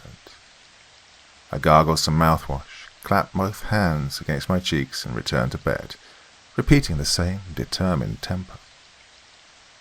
But when I finally did sleep, there was no protecting my dreams. I was back there again, standing in Roland's room while his blurry shape screamed and writhed in the sheets. I tried to restrain him before he could harm himself, only to have my arms reel back on their own and grasp my throat instead. The last wisps of breath poured out of me. In the pit of my gullet, something begins to move, clawing its way upward. I lurched forward, squeezing my eyes open and closed rapidly, trying to wake myself up, but it's no use. I can only retch desperately as my head flops back and the thing inside my throat forces its arrival. My eye finds the wall, just as my shadow spouts a new bouquet of spidery horrors. The next time I saw Roland in person, it was during his supervised access to the outdoor patio. It was to give patients an airy reprieve outside the ward. Flower pots hung from the fence that enclosed the space, along with a wall painted into a mural and a few basketball hoops.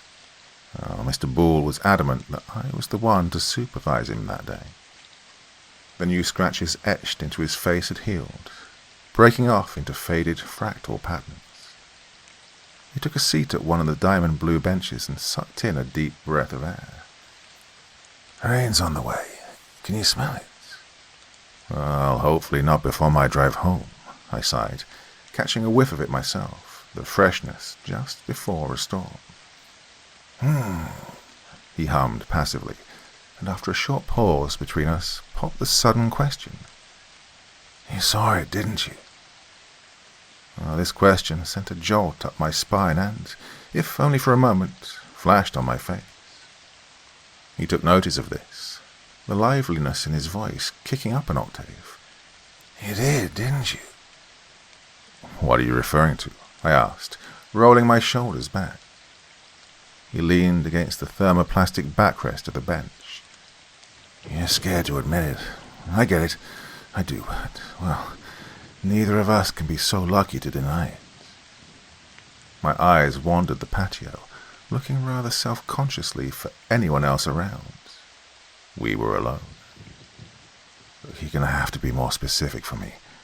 I'm not quite following you." His tired, watery eyes focused on me then. "I had to wait for you to see them before I could say anything. Otherwise, you'd never believe me. I know you wouldn't." Then his split lips curled into a smile.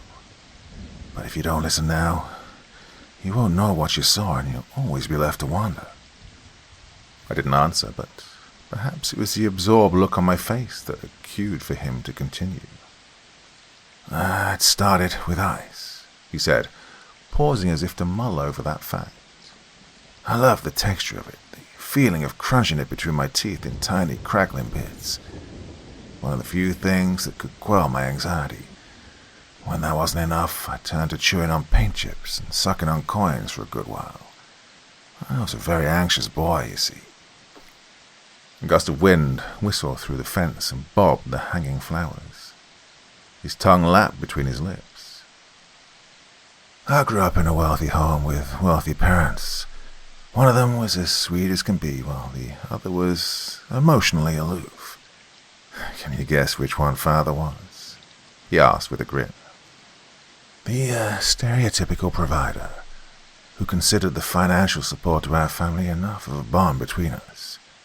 Naturally, we weren't very close, and as my tendencies intensified, he and Mother were thoroughly convinced it was merely a phase. Don't ask me why it wasn't. I couldn't tell you. All I knew was that my cravings for the indigestible only grew worse as I got older. I stayed silent and listened, not daring to say anything else to throw him off point. I felt a responsibility to understand him. He'd finally opened up, no longer disappearing behind that flat stare out the window. Answers were best found during the low tide, after all. Surprisingly enough, I wasn't the only one with compulsions in our household. Roland chuckled. Father was a collector, not for coins or old dusty vinyl. He dabbled in other things. A canteen once slung over the shoulder of a dead soldier. A worn noose used to break necks in the 19th century. Even an ancient skull with half its dome cleaved by some horrible means of torture. Yeah, these were the things that interested him, much to my mother's dismay. Little pieces of the dark he enjoyed finding. Not even sure where he got his antique piano, but I know that every so often I'd hear the same two keys get struck in the middle of the night. So, one day, while he and Mother were away on a business trip, I snuck into his studio to look at the private collection myself. One of them caught my eye. A piece of jewelry that once belonged to a dead woman, said to have cursed her with an early death. I felt drawn to it, like an impulse that compelled me to believe that somehow it was mine, that it belonged to me. So, I swallowed it. A look of distress then crossed him. I was scared that night, absolutely petrified that he'd come back to find the ring missing out of his collection. Then the following night, it had passed through me. I fished it out of my waist, cleaned it intensely, and returned it back to the collection unharmed. My father was none the wiser. Soon enough, I did it again, this time with the bone of a black cat used in a witch's hex. It started to feel like a game, but soon it became more of a ritual between us. He'd bring something home, I'd swallow it, even if just a piece of it, wash off the blood and stool as I passed it, placed it back there. Well, sure, there may have been some pain and slight discoloring here and there, but never enough for him to notice. I felt good, celestial even. Father and I finally found something in common. We both had a liking for objects. His face then fell, becoming ghostly stoic as his voice had lost its shape. When it came time for me to move out and move on with my life, I had to put an end to our little game. He never did find out what I'd been doing to his collection, but I wouldn't have it any other way. I'd managed, or so I thought, to wean myself off of them. But as time passed, I began to have strange thoughts about all those cursed, haunted things, like how they felt suddenly different in my hands after I'd passed them. Almost like the energy they once held was no longer there, like it had been left behind somewhere inside me. What if all that energy, or whatever it was they had, was then left to brew and ferment over the years, until it gestated into something else? He rubbed a pale hand over his chest. Something that finally wants out. As his voice finally trailed off into silence, I spoke up. What do you mean, wants out, exactly? The glaze over his eyes had returned. I'd like to go back inside now, please. That was the last and the longest conversation we'd ever have together, and he was done sharing that day. I tried to stray my thoughts away from that conversation, and it was too much to digest. For the rest of that day, I no longer felt like myself inside the ward, almost like the weight there had become too crushing, like something were about to crest over the rise, and all I could do was brace for an impact I couldn't see. What happened next occurred on a late Sunday evening, 3 days after Roland Boole's unshakable silence. I was making my usual rounds in the ward and stopped by to check on him. I knocked 3 times, opened his door, and stepped routinely inside. Roland was not in his bed or stationed at his usual spot at the writing desk. The door to his bathroom was inched slightly open, the sound of a sink running coming from inside. "Hey, Mr. Boole, just here to check on you. Is everything all right?" I called. There was no answer. "Mr. Boole, are you all right?" Still nothing, only the steady drawl of running water. Without warning, the bathroom door swung open, rebounding off the rubber stop and then rebounding again off Roland Boole's body. He'd blundered out backwards on his heels, both hands locked around his neck. His face was flushed into a darkish plum color. Heaps of foam dribbled out of his mouth, rolling over his lips, which had gone blue. Tears streamed out of his eyes, which bulged from their sockets. A single sound emerged from him, the gargle note of air trapped in his throat. "Choking," my thought screamed. "Oh, he's choking." I grabbed at him, spinning his body around as both my arms locked around his waist. Never in my life had I performed the Heimlich, but in that moment it was do or die. I pressed hard into his abdomen with a quick upward thrust, practically lifting him off his feet. His body jerked back, but there was no luck dislodging whatever was inside his throat. The door opened. Someone else had heard the commotion.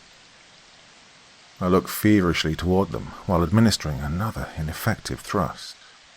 The other person was none other than Alec Barnes. Well, even amid a panic, I despised his presence there greatly. "What's wrong? What's happening?" he asked, which only infuriated me. "Choking," I snapped, yanking Mr. Boole back yet again. Hot blood coursed through my arms. I forced down a swallow, trying to wet my dry mouth. But in that same instant, with both my arms fastened around him, I'd felt something peculiar. A sudden shift of his insides, an almost tumbling motion, far too pronounced to ignore. The Weissenheimer stepped back into my peripheral. "Let me do it. I can—" "I've got it," I hissed at him, hoisting Mr. Boole's body upward again, harder than I ever thought I could. His chest heaved as more strained gasps came out of it. Bits of his spittle slopped over my arms. He then lurched forward in my grasp. It felt as though his insides had all decompressed at once, like an airtight container being popped off. His throat opened. He let out a watery scream of pain and retching. Somewhere near us, Alec made a noise. Something that sounded like, "Oh God, dear God." Something heavy hit the floor. Roland Boole went limp in my arms. Alec Barnes let out a scream. Frantic movement skittered across the room, like the sound of a fish flopping about a dock, followed by something being torn out of the wall. My eyes raced around, but the slew of everything at once had sucked all the blood from my brain, flushing its data.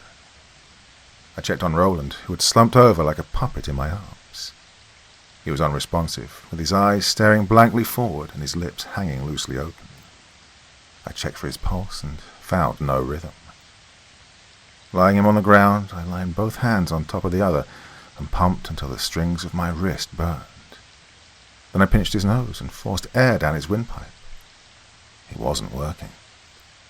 As I did this, my eyes traced the floor, following the thin film of blood and bile that trailed away from us. First to the bathroom, and then to the vanity, where the air vent below it now hung open, the right side of its grill pulled entirely out of place. Alec Barnes was frozen in his spot. The shock that distorted his face was almost too vivid to be real, and even as more staff arrived, he still remained there, stricken with fear. Roland Boole was pronounced dead by a medical examiner. The manner of death, with an esophageal rupture. Several tears had perforated the walls of his throat, along with a dislocated jaw, entirely unhinged from his skull. We weren't yet sure what had caused the rupture, as nothing could be traced other than the aftermath of ruined tissue. But rumours had floated around between staff of possible causes, but did not hold much water to them. Truth be told, not many of us knew how to handle the loss of a patient not otherwise terminal.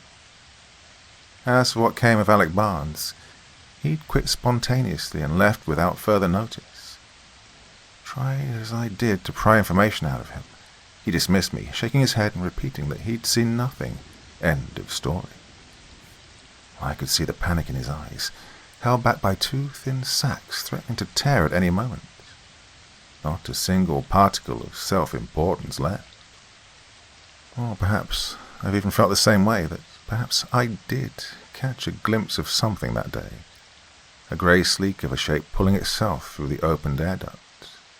Membranous, slug-like. But I must avert those thoughts. Sort them out properly, dissect them one by one. That's the only way I can keep myself together. Yet despite all these, the strangeness around our ward has continued to circulate. Patients have been claiming to hear something in the walls. Even some of our staff had reported it as well. A quick, insipid scratching coming from the ducts, to the point where they believe an animal is trapped up there. As many times as we've had those vents checked, there's still no proof for such a claim. I've heard it myself from time to time, sometimes even awfully close by, just on the other side of the duct's cover. But I do not peer inside. I don't even risk what I might see. The source of the noises. The ward's newest arrival.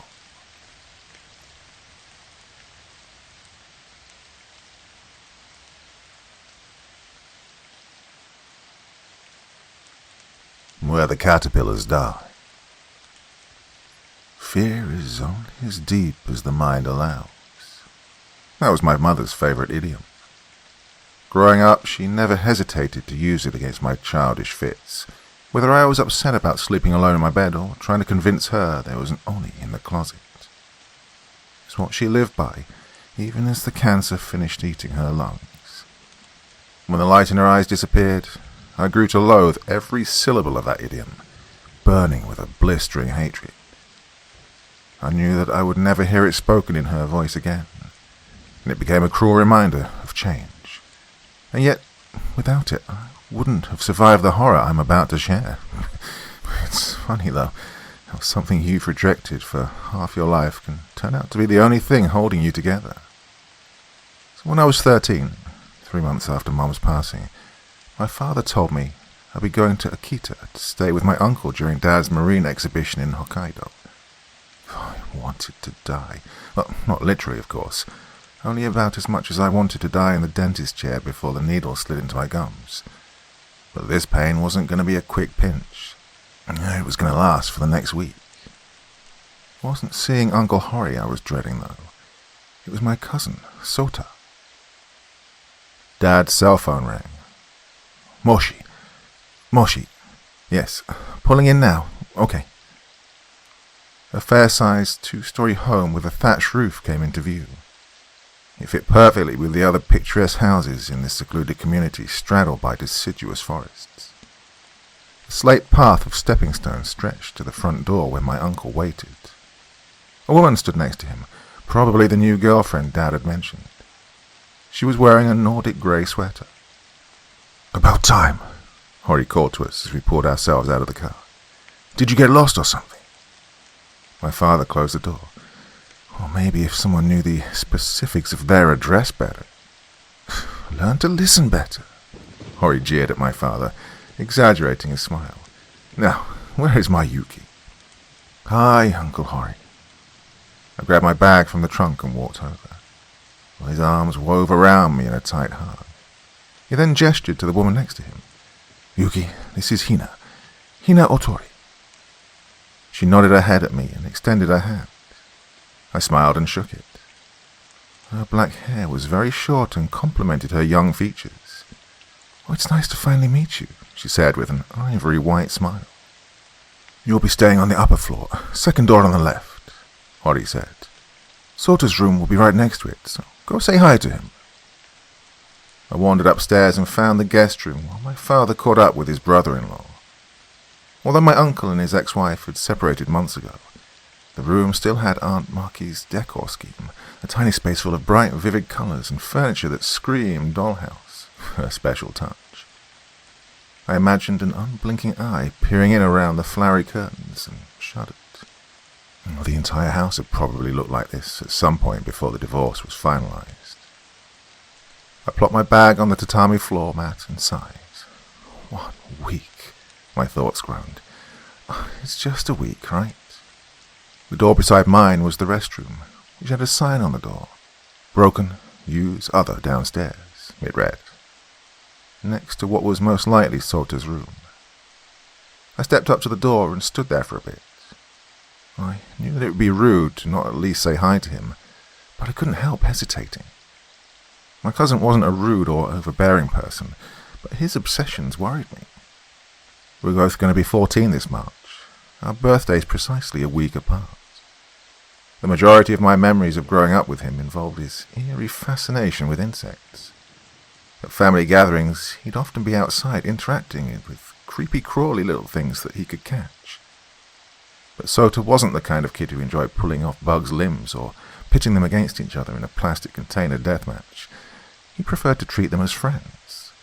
He gave them names, voices, different personalities. All he was missing were tiny clothes.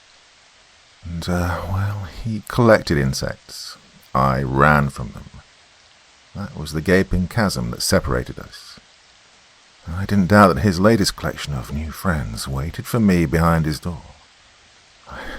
I'll pop in, say hello, and pop out, I thought.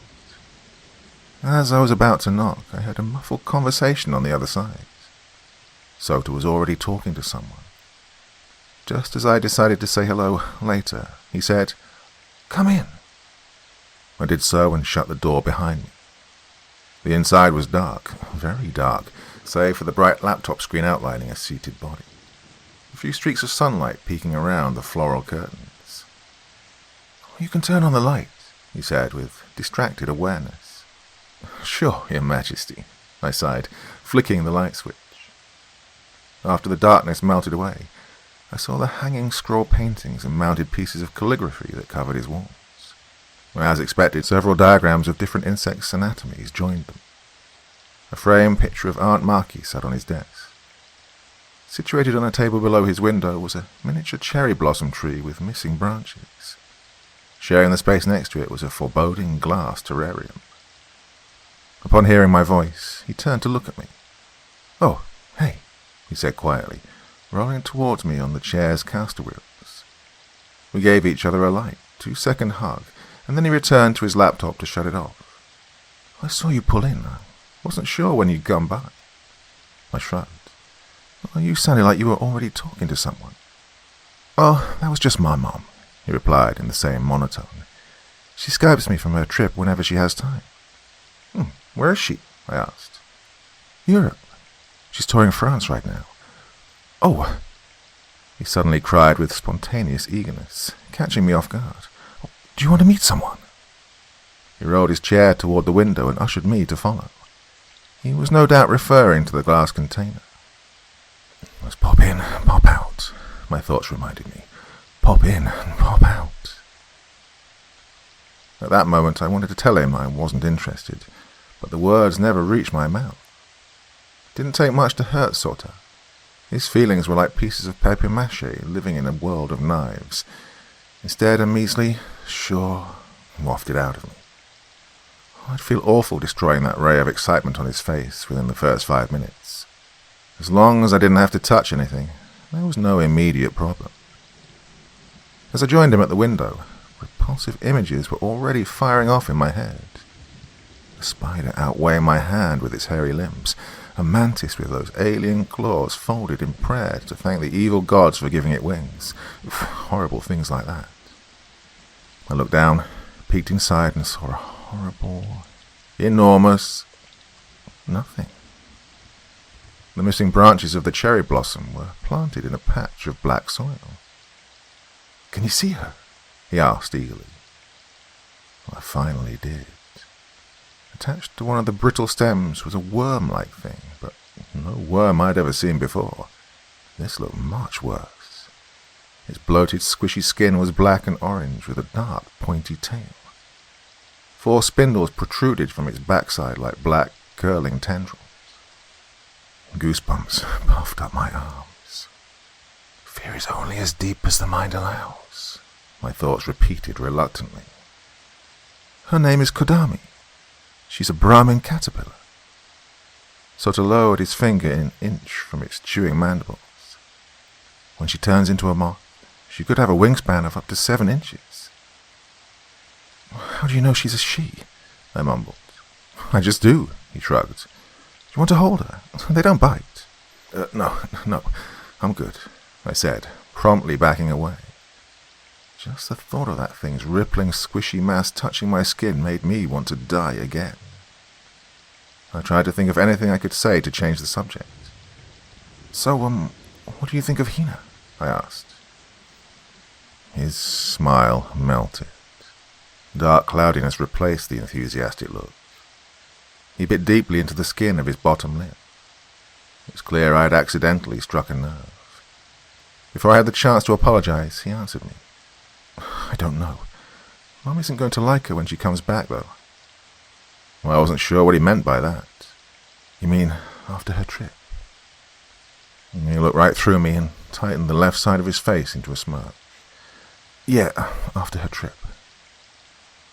I finished unpacking and waved my father goodbye as he left for his new venture, leaving me to sulk over mine. I spent the rest of the day killing as much time as possible with the books and handheld games that I brought. And that wasn't enough to sedate me. I'd wander around the tea garden in the backyard. I slept well that night and thankfully did not wake up to an eye watching me sleep through the windows. When morning came, I went to the kitchen. Hina was there, standing over a purple kettle. "Good morning, Yuki," she said, flashing that same ivory smile. "Breakfast isn't ready, I'm afraid. Care for some oolong while you wait?" "Oh, thank you." I took a seat at the table. The aroma of dry roasted leaves graced my nose. She poured some tea into a mug and placed it in front of me. "Your uncle always likes a hot batch waiting for him when he wakes up. It's the only tea he ever asks for." I blew on it, slurped some up, then gasped. "Oh, burn yourself?" she asked. I looked at my dark reflection in the brew. The complex woody flavor mixed nicely with the subtle creamy nuttiness. Well, it wasn't perfect, but it was close. And for a moment, I felt happy. Then the next moment, I felt sad. "Oh, sorry, it's just... My mum used to make her tea similarly. It was her special touch." "And who do you think showed her how?" my uncle said, strolling in while Hina preemptively handed him a cup. He smacked a quick kiss on her cheek. I blinked at him. "But Mum said she had a secret method." "Well," he grinned at me, "she may have perfected it, but I'm the one who gave her the idea, mind you. I don't think ours will ever be as good as hers, though." His grin faded. Sota then walked in and poked his head into the fridge. "Hey, kiddo," his father greeted him. "How did you sleep?" Hina asked. He didn't answer, just muttered under his breath. "Oh, would you like a cup of... "No," he interrupted audaciously. "Sota," Hori said, uncharacteristically stern. His son gave him a passing glance and returned to the stairs, leaving an invisible heaviness behind. "Sorry about that," he told me, pressing and massaging his left temple. I took another sip of tea. Later that same day, Sota wanted to show me one of the nature trails near their house. If anything, I figured it would help the day pass a little faster.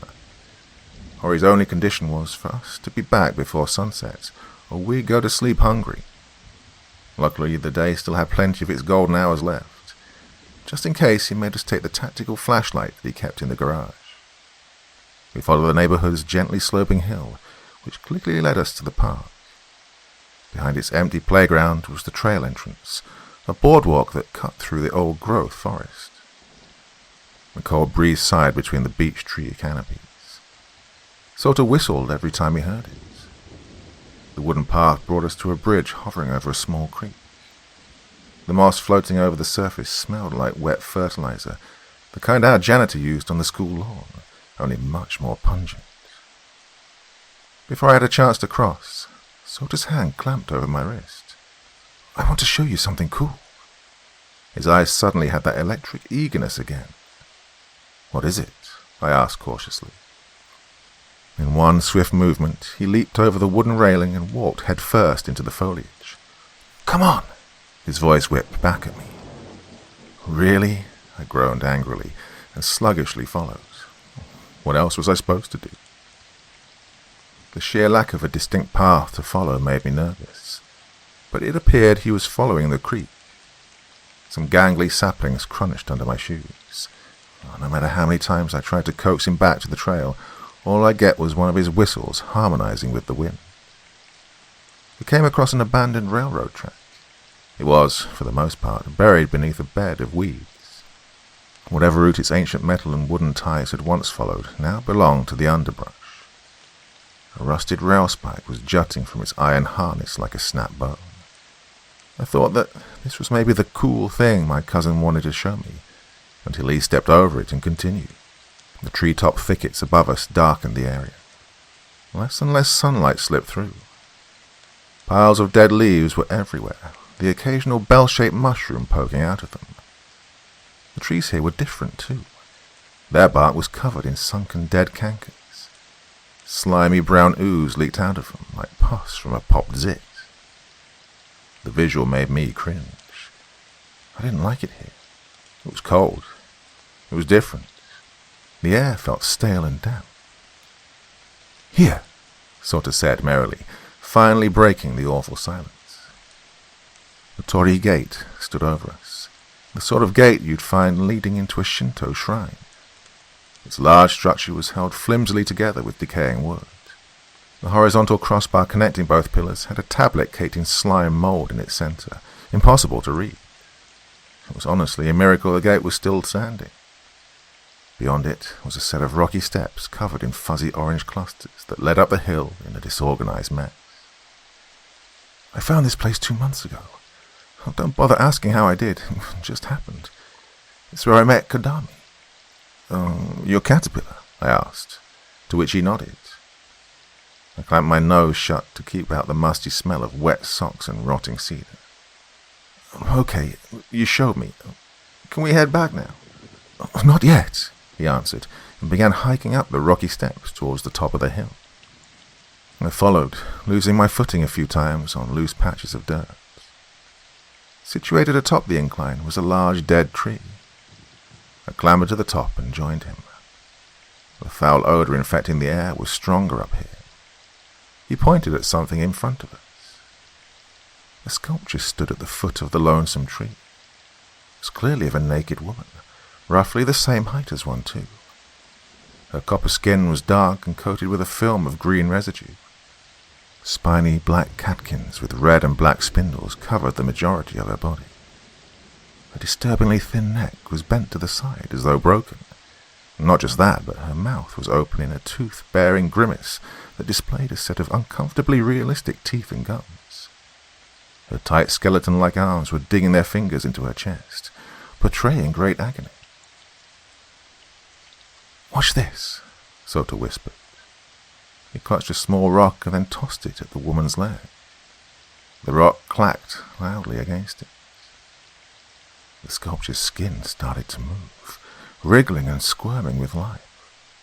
The slim, spiny objects I'd mistaken for catkins were caterpillars, swarms of them, all writhing over each other in tight, jerking clumps. They wormed out of her eyes, her open mouth, her ears, everywhere nightmares could reach.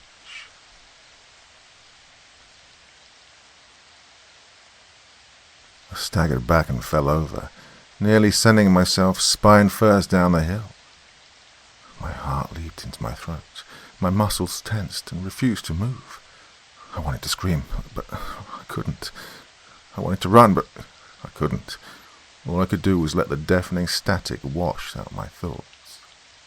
The static always came when the fear started to blossom. I couldn't turn to any fight or flight instinct buried within.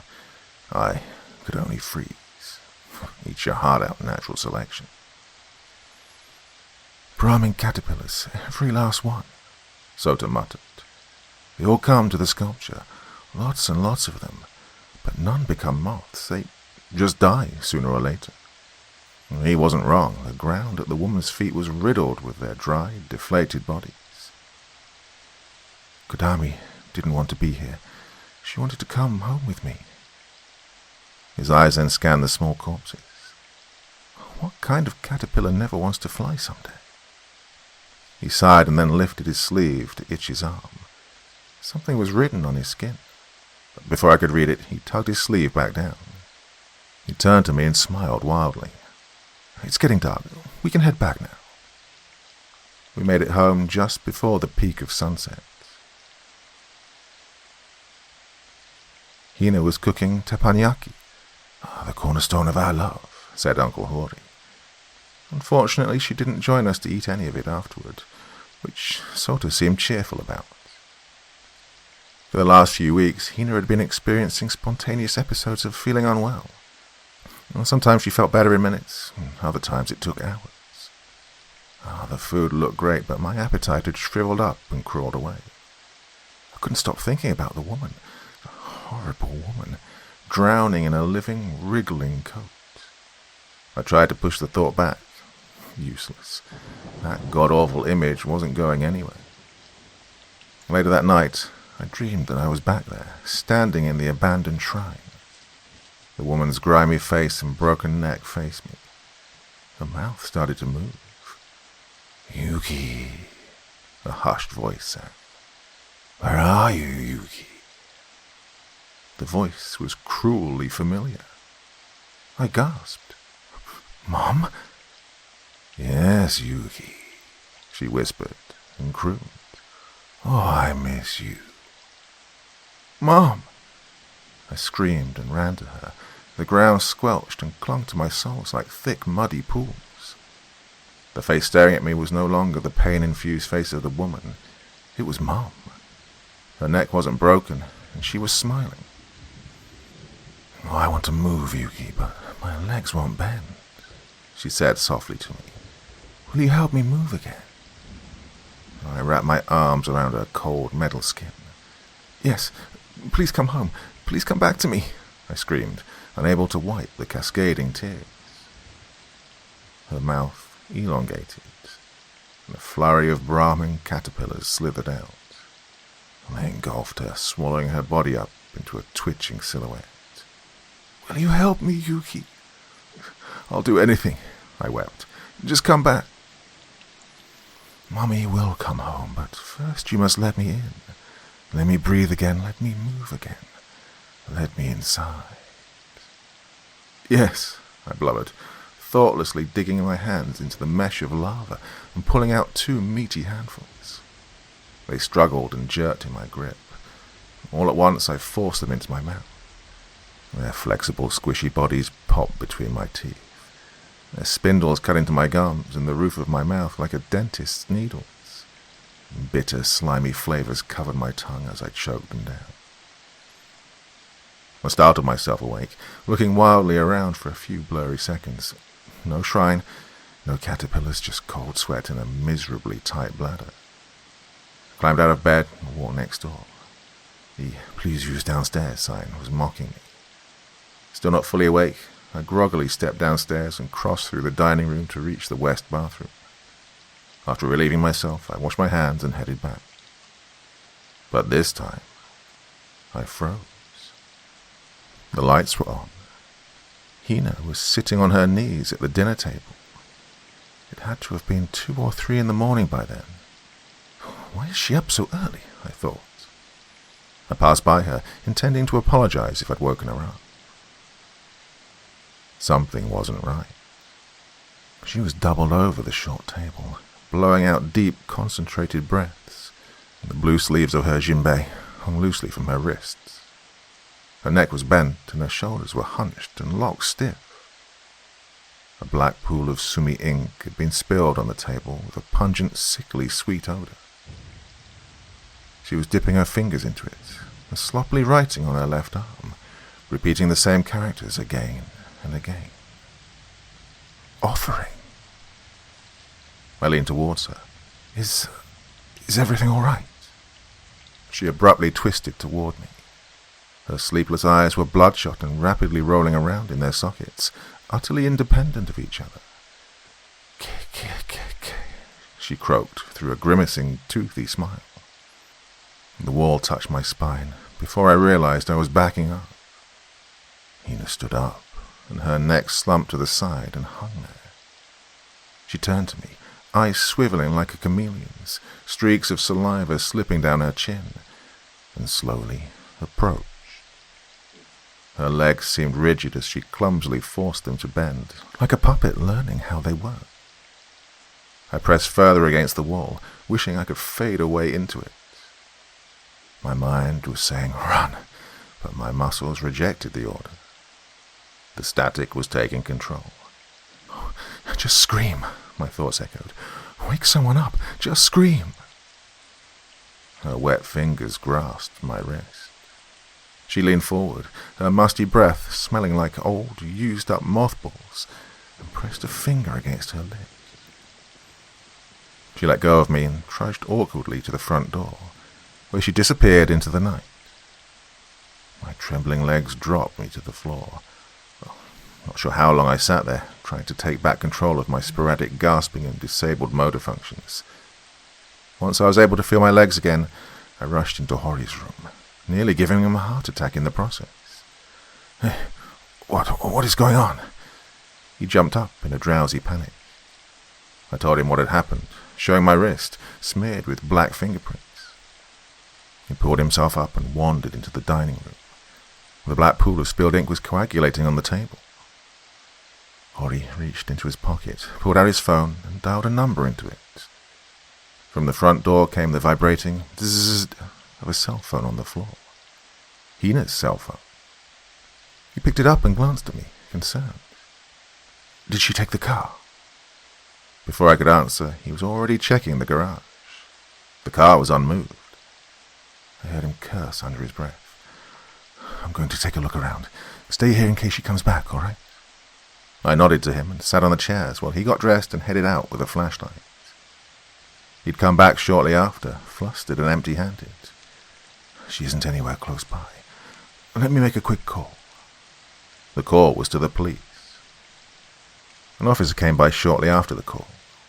His barrel-shaped chest protruded out of his dark blue uniform.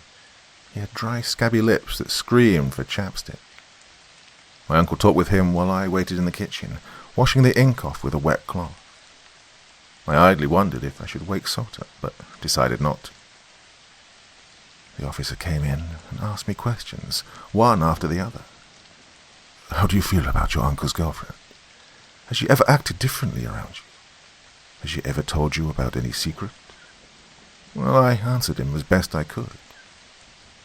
He smacked his chapped lips together and finalized his notes about Hina's physical description and the jinbei she was wearing.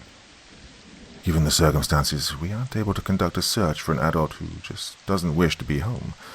I can hold on to the information you've given me for the time being. If you've not heard anything for at least 24 hours, or have any reason to fear for her safety, we can provide more assistance. Please keep us informed." He bowed and returned to the parked cruiser. We watched him drive off. Uncle Hori looked at me.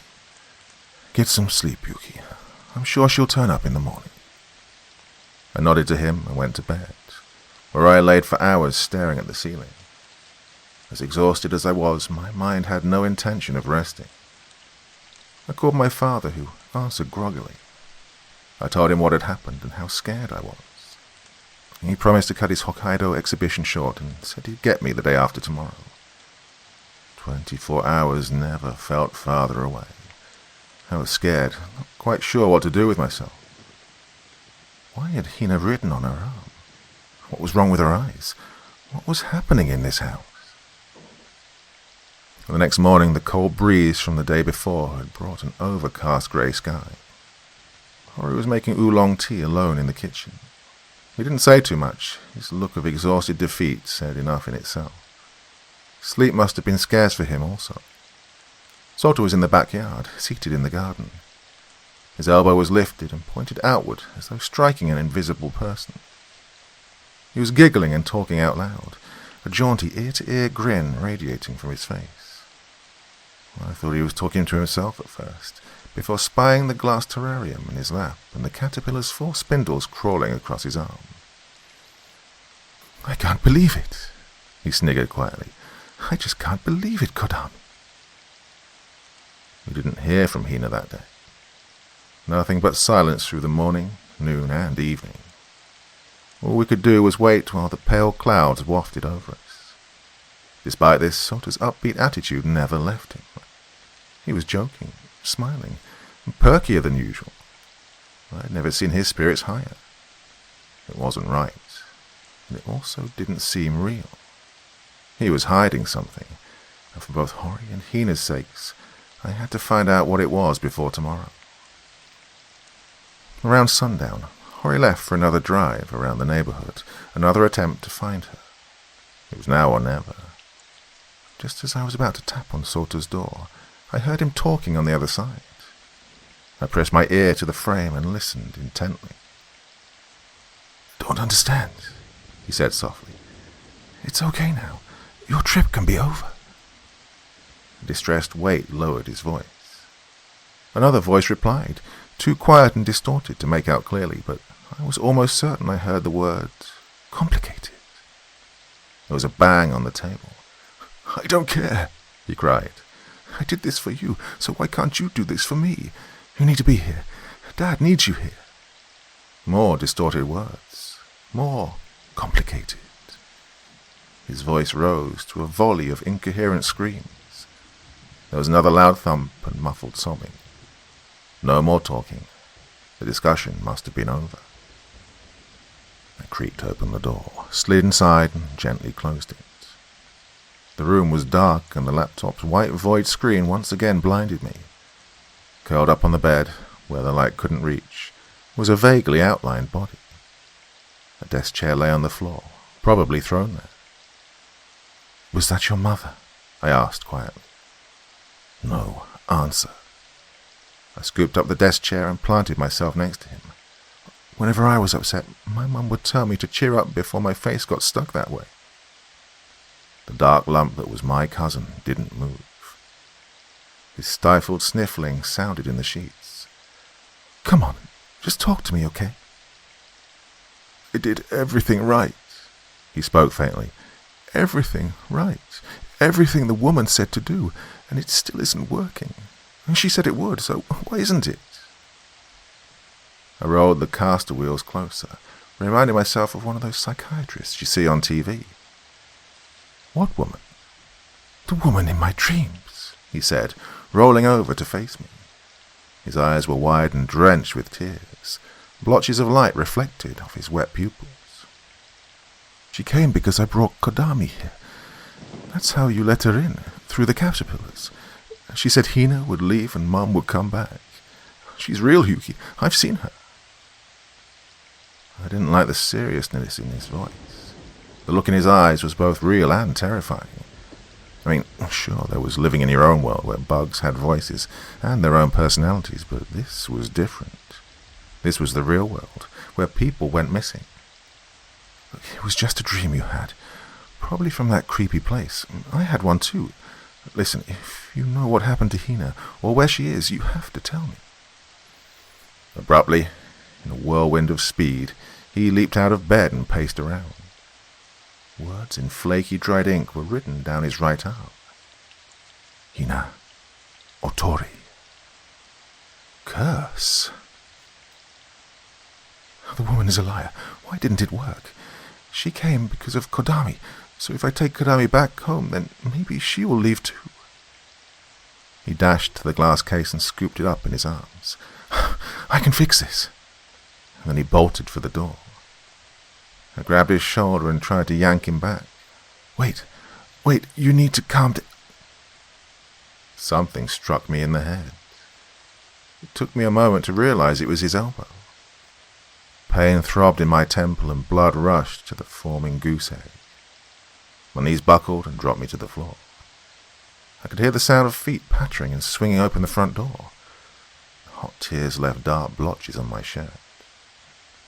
I thought about Hina. I thought about oolong tea. And I thought about Mom. I'm sorry, I blubbered pitifully to myself. Felt like I was losing her all over again. That stupid idiom bounced around my aching skull.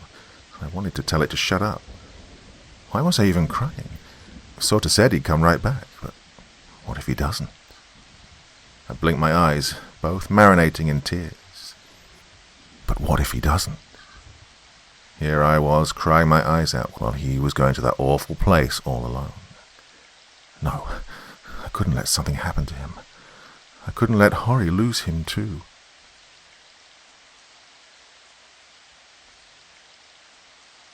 I reached into my pocket and called Hori's cell phone.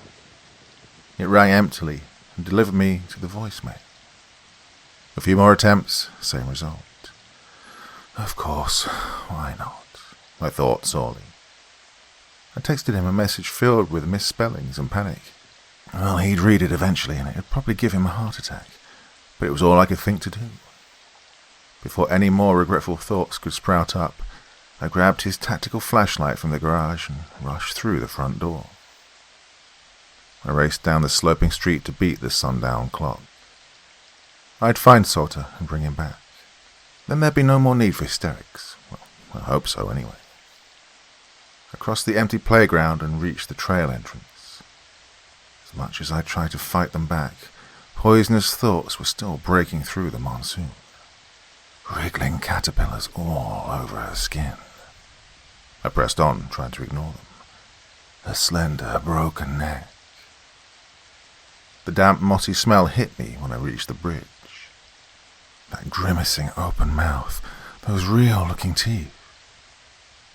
Both my hands gripped the wooden railing. Let me in, Yuki, let me in. Shut up already, I mumbled to the ugly thoughts and hopped over. If not for the creek, I'd have completely lost my sense of direction. Everything looked the same, especially with so little sunlight breaking through the canopies. And it was only going to get darker from here. Something metallic crunched under my shoe. I reached the abandoned railroad track. Still no sign of him, though. He must have already crossed. Something also felt different about the tracks, like something was missing. Regardless, I pushed forward. The forest was losing what little light it had left from the day. My eyes were playing tricks on me, meshing the branches and shrubs into monstrous shapes. Then I saw Sota, hunched over against a tree. He was breathing heavily, clearly exhausted from the run here. He pressed the glass terrarium carrying his precious cargo into his side. I quickly caught up with him. Are you done running away now? He didn't raise his head.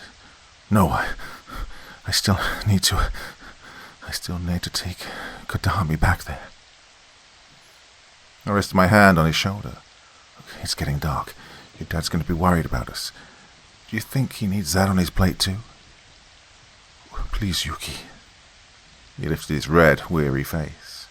A thread of spittle dangled from his mouth. Just let me do this first. I have to do this. Then we can go back, okay? Why not squish the thing and be done with it? He shook his head. She'll come back. I don't know how, but I know she will. I took her out of that place. Now I have to take her back. I sighed deeply. The thought of wrestling him all the way back to the trail and then dragging him back home sounded miserable. It'll be quick, right? Yes, he said with exasperated relief and started walking again. I'm sorry I hit you. I didn't mean to. It's all right. I'll just have to get you back for it later. The shrine gate, in all its decrepit glory, was waiting for us. That pungent, rotting smell was back, floating through the air. It had gotten worse somehow. The earthy, wet sock smell had intensified to an outhouse full of mouldy meat. I'm going to wait here. You go do it and come back. I don't want to see that thing again, I said, clamping my nose shut. Before he took another step, we heard a sound. the crackling of dead leaves being repeatedly crunched. Footsteps, coming closer. A set of fingers curled themselves over one of the gate's supporting pillars and pulled a trudging body forward. It was Hina, slogging towards us with unbalanced steps, her bare feet caked with grime. The seams on her dirt-stained jinbei split to the point that it was virtually falling off of her. Her head swayed limply on her shoulders. Stretched across her face was that ugly, twisted smile, and those eyes, they were still twisting freely in their sockets. Things were moving all over her, clusters of spindly caterpillars scrambling endlessly across her body. Before I even realized it, the crippling fear had already squeezed between my joints. My heart rattled around in my ribcage, trying to burst its way to freedom. Sort of stepped forward and dropped to his knees in front of her. He was saying something, but it was difficult to hear anything over the deafening static. Sorry. Take back. Didn't want this. Hina clenched a handful of his hair, and he screamed and struggled in her grip, dropping Kodami's terrarium into the dirt. She breathed stiffly in croaking moans that sounded like k-k-k-k. From behind her back, her other arm lifted. Brandished between her dirt-caked fingers was a rusted train spike. I stood there, succumbing to paralysis. My thoughts couldn't free themselves. I was losing myself to the static. This isn't real. It's just a bad dream. No, it isn't. I'm somewhere else, somewhere safe. No, you aren't. A scream broke through. Is that Sota? Yes. Someone's hurting him. Yes. I have to help. And you're gonna have to move. Before even realizing it, I'd fired into a sprint. The dazed muscles in my legs were pumping like steam-powered machinery. I was scared, absolutely terrified, but it didn't matter. I was moving. My mother's idiom rang off the walls of my skull, guided by her voice. Fear is only as deep as the mind allows. I swung the tactical flashlight. Its toothed head met Hina's face and splattered a caterpillar on her cheek into a blue-green paste. Her neck swung back with a loud grunt. Although she stumbled a bit, her fingers still clenched Sota's hair. 3 bloody wheels opened on her still smiling face. Put her back, Sota yelled, batting at Hina with his small fists. Put Kodomi back. All rationality was gone. Maybe he was right. Perhaps everything would turn back to normal. The terrarium was lying on its side. I ran toward it and shone the flashlight inside. The caterpillar was crawling along the tipped black soil. I tucked the flashlight into my pocket and cupped the small thing in my hands. I couldn't believe what I was doing. The feeling of its small, grubby legs tickling my palm sent shivers up my spine. As I ran for the gate, Hina swayed in my direction. Her fingers unhooked from Sota's hair, and she hurled herself at me with a shocking burst of speed. I started up the slope, doing everything in my power to ignore the harsh, throaty sounds behind me and the tickling sensation between my palms. The hand locked around my ankle. I tumbled forward into the dirt. When I looked back, Hina's eyes were no longer rolling. They were dead set on me. Her arm rose, displaying the rust-coated spike. I screamed, trying to kick my free leg at her, but my awkward position on the slope made it difficult. She struck with the spike. I forced my body to roll to the side. My ankle, her hand still clamped around it, popped. Sparks flew as the train spike struck one of the stone steps. Tight, searing pain resonated from my ankle up to my leg. She made a guttural, cackling sound and hoisted the spike again. But this time Sota was behind her, the glass terrarium held over his head. He smashed it over her, sending a fine spray of glass and grime everywhere. Her grip slackened, just enough for me to escape.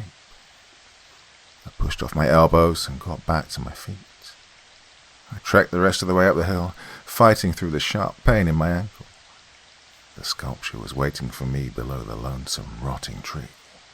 Its frozen grimace matched Hina's perfectly, only this time there wasn't a single caterpillar on its filmy, green skin. Hina tromped up the hill as I staggered towards the sculpture.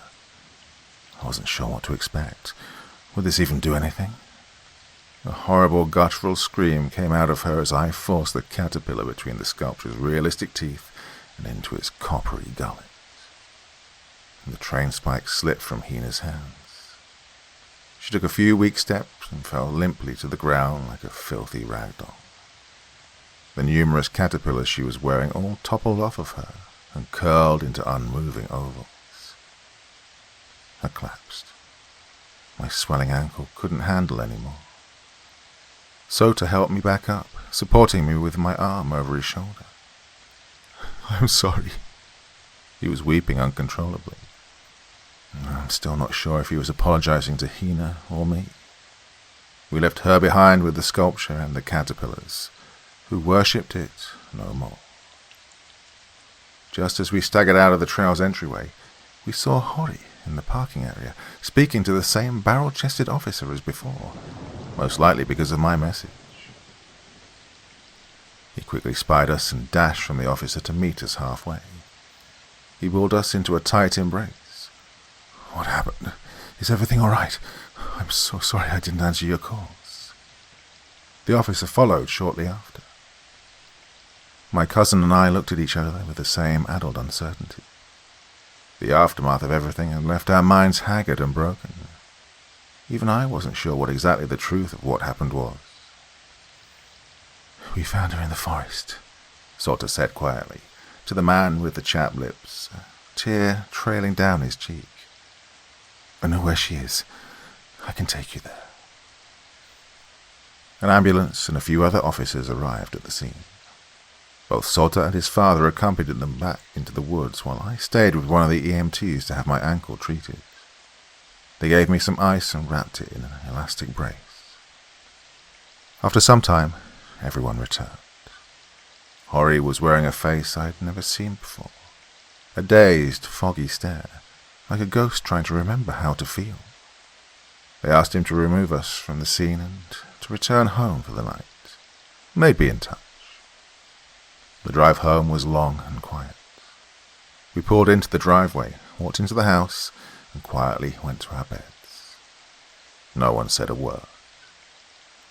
I wanted to say something, anything, but absolutely nothing could clear that troubled air. None of us were going to find sleep that night. I kept the closet light on. It provided some comfort from the shadows that were continually morphing into an upraised arm, waiting to pierce my heart with its rusted spike. When the sun rose again, I started packing my things. Now and then I'd eye the window, expecting to see my father's car pull up at any moment. I heard someone crying downstairs. The kitchen was empty, but the crying came from the connecting hallway. Hori was standing there, facing the wall, his face buried in his forearm. I could tell he was doing his best to stifle the sounds, but failing miserably. There had to be something I could do, but what? An idea struck. I hobbled to the purple kettle. When he came into the kitchen, a cup of oolong tea was waiting for him on the table. He looked at me, puzzled at first, but then he gave me a subtle smile. I watched as he picked up the drink, blew on the steaming liquid, and sipped it. He suddenly winced. It was probably the poor taste. "Sorry, I'm a lousy tea maker." I shook my head. No, he said, waving his fingers at me. "It just caught me off guard how familiar the taste is. It's perfect." My dad eventually pulled into the driveway. Unfortunately, I wasn't able to give Sota a proper goodbye through his locked bedroom door. It was later released that Hina Hotori was found dead at the scene, but according to pathology reports, her time of death was the night she disappeared, the same night she'd walked out the front door. The next time I saw Sota was at the memorial service held for Hina. For the most part, he disregarded me, every so often granting me a passive glance. It wasn't until the end that he pulled me aside and started talking. "Everything is gone," he said in a rattled, trembling voice. "There was no gate. There was no sculpture. Only Hina and the weapon. Where did everything go, Yuki? Was it because of the adults I brought? Is the woman somewhere else now, looking for someone else to let her out of that sculpture?" Well, I didn't have any answers for him. How could I have? We both felt crazy. We probably were both crazy, but there was no denying the horrors we'd witnessed that night. They were real. Sickeningly real. Something tried to stop us from returning to that sculpture. The nightmares that followed were constant, almost every night. That place haunted me. The Torii Gate, choked with slime mold, the rotten, pus-bleeding trees, the woman bearing her open-mouthed grimace, the place where the caterpillars went to die. Without my mother's idiom, the fear of falling back asleep would have caused me to collapse mentally. But progressively, the nightmares became less and less frequent. I guess even bad dreams can grow bored of their hosts. Even now, when one manages to claw its way back and wakes me in a cold sweat, I always pull myself back. But it became increasingly difficult for me to keep in contact with Sota. He seldom returned my messages. Hori mentioned to me that his son had been seeing a therapist on a regular basis, most likely to help him cope with the dark guilt on his shoulders, reshaping it, making it easier to chew up. Regardless, he'd have to live with it, the ungodly force that he'd conjured and used to rip Hori's new love away, all for the sake of keeping his father from moving on. Well, I've changed a lot since I last saw Sota, but how much didn't strike me until recently. I was typing a last-minute essay, trying to beat my midnight deadline. Something fluttered in my peripheral. A large moth had flown in through the window. 2 intricately patterned eye spots on its wings resembled skulls. Its black and brown body was robust. I didn't know until later that it was a Brahmin moth. Taking an interest in the light from my computer monitor, it whiffed over and landed on the screen. It was so close that I reached a finger out and touched its feathery antenna. It was kind of cute.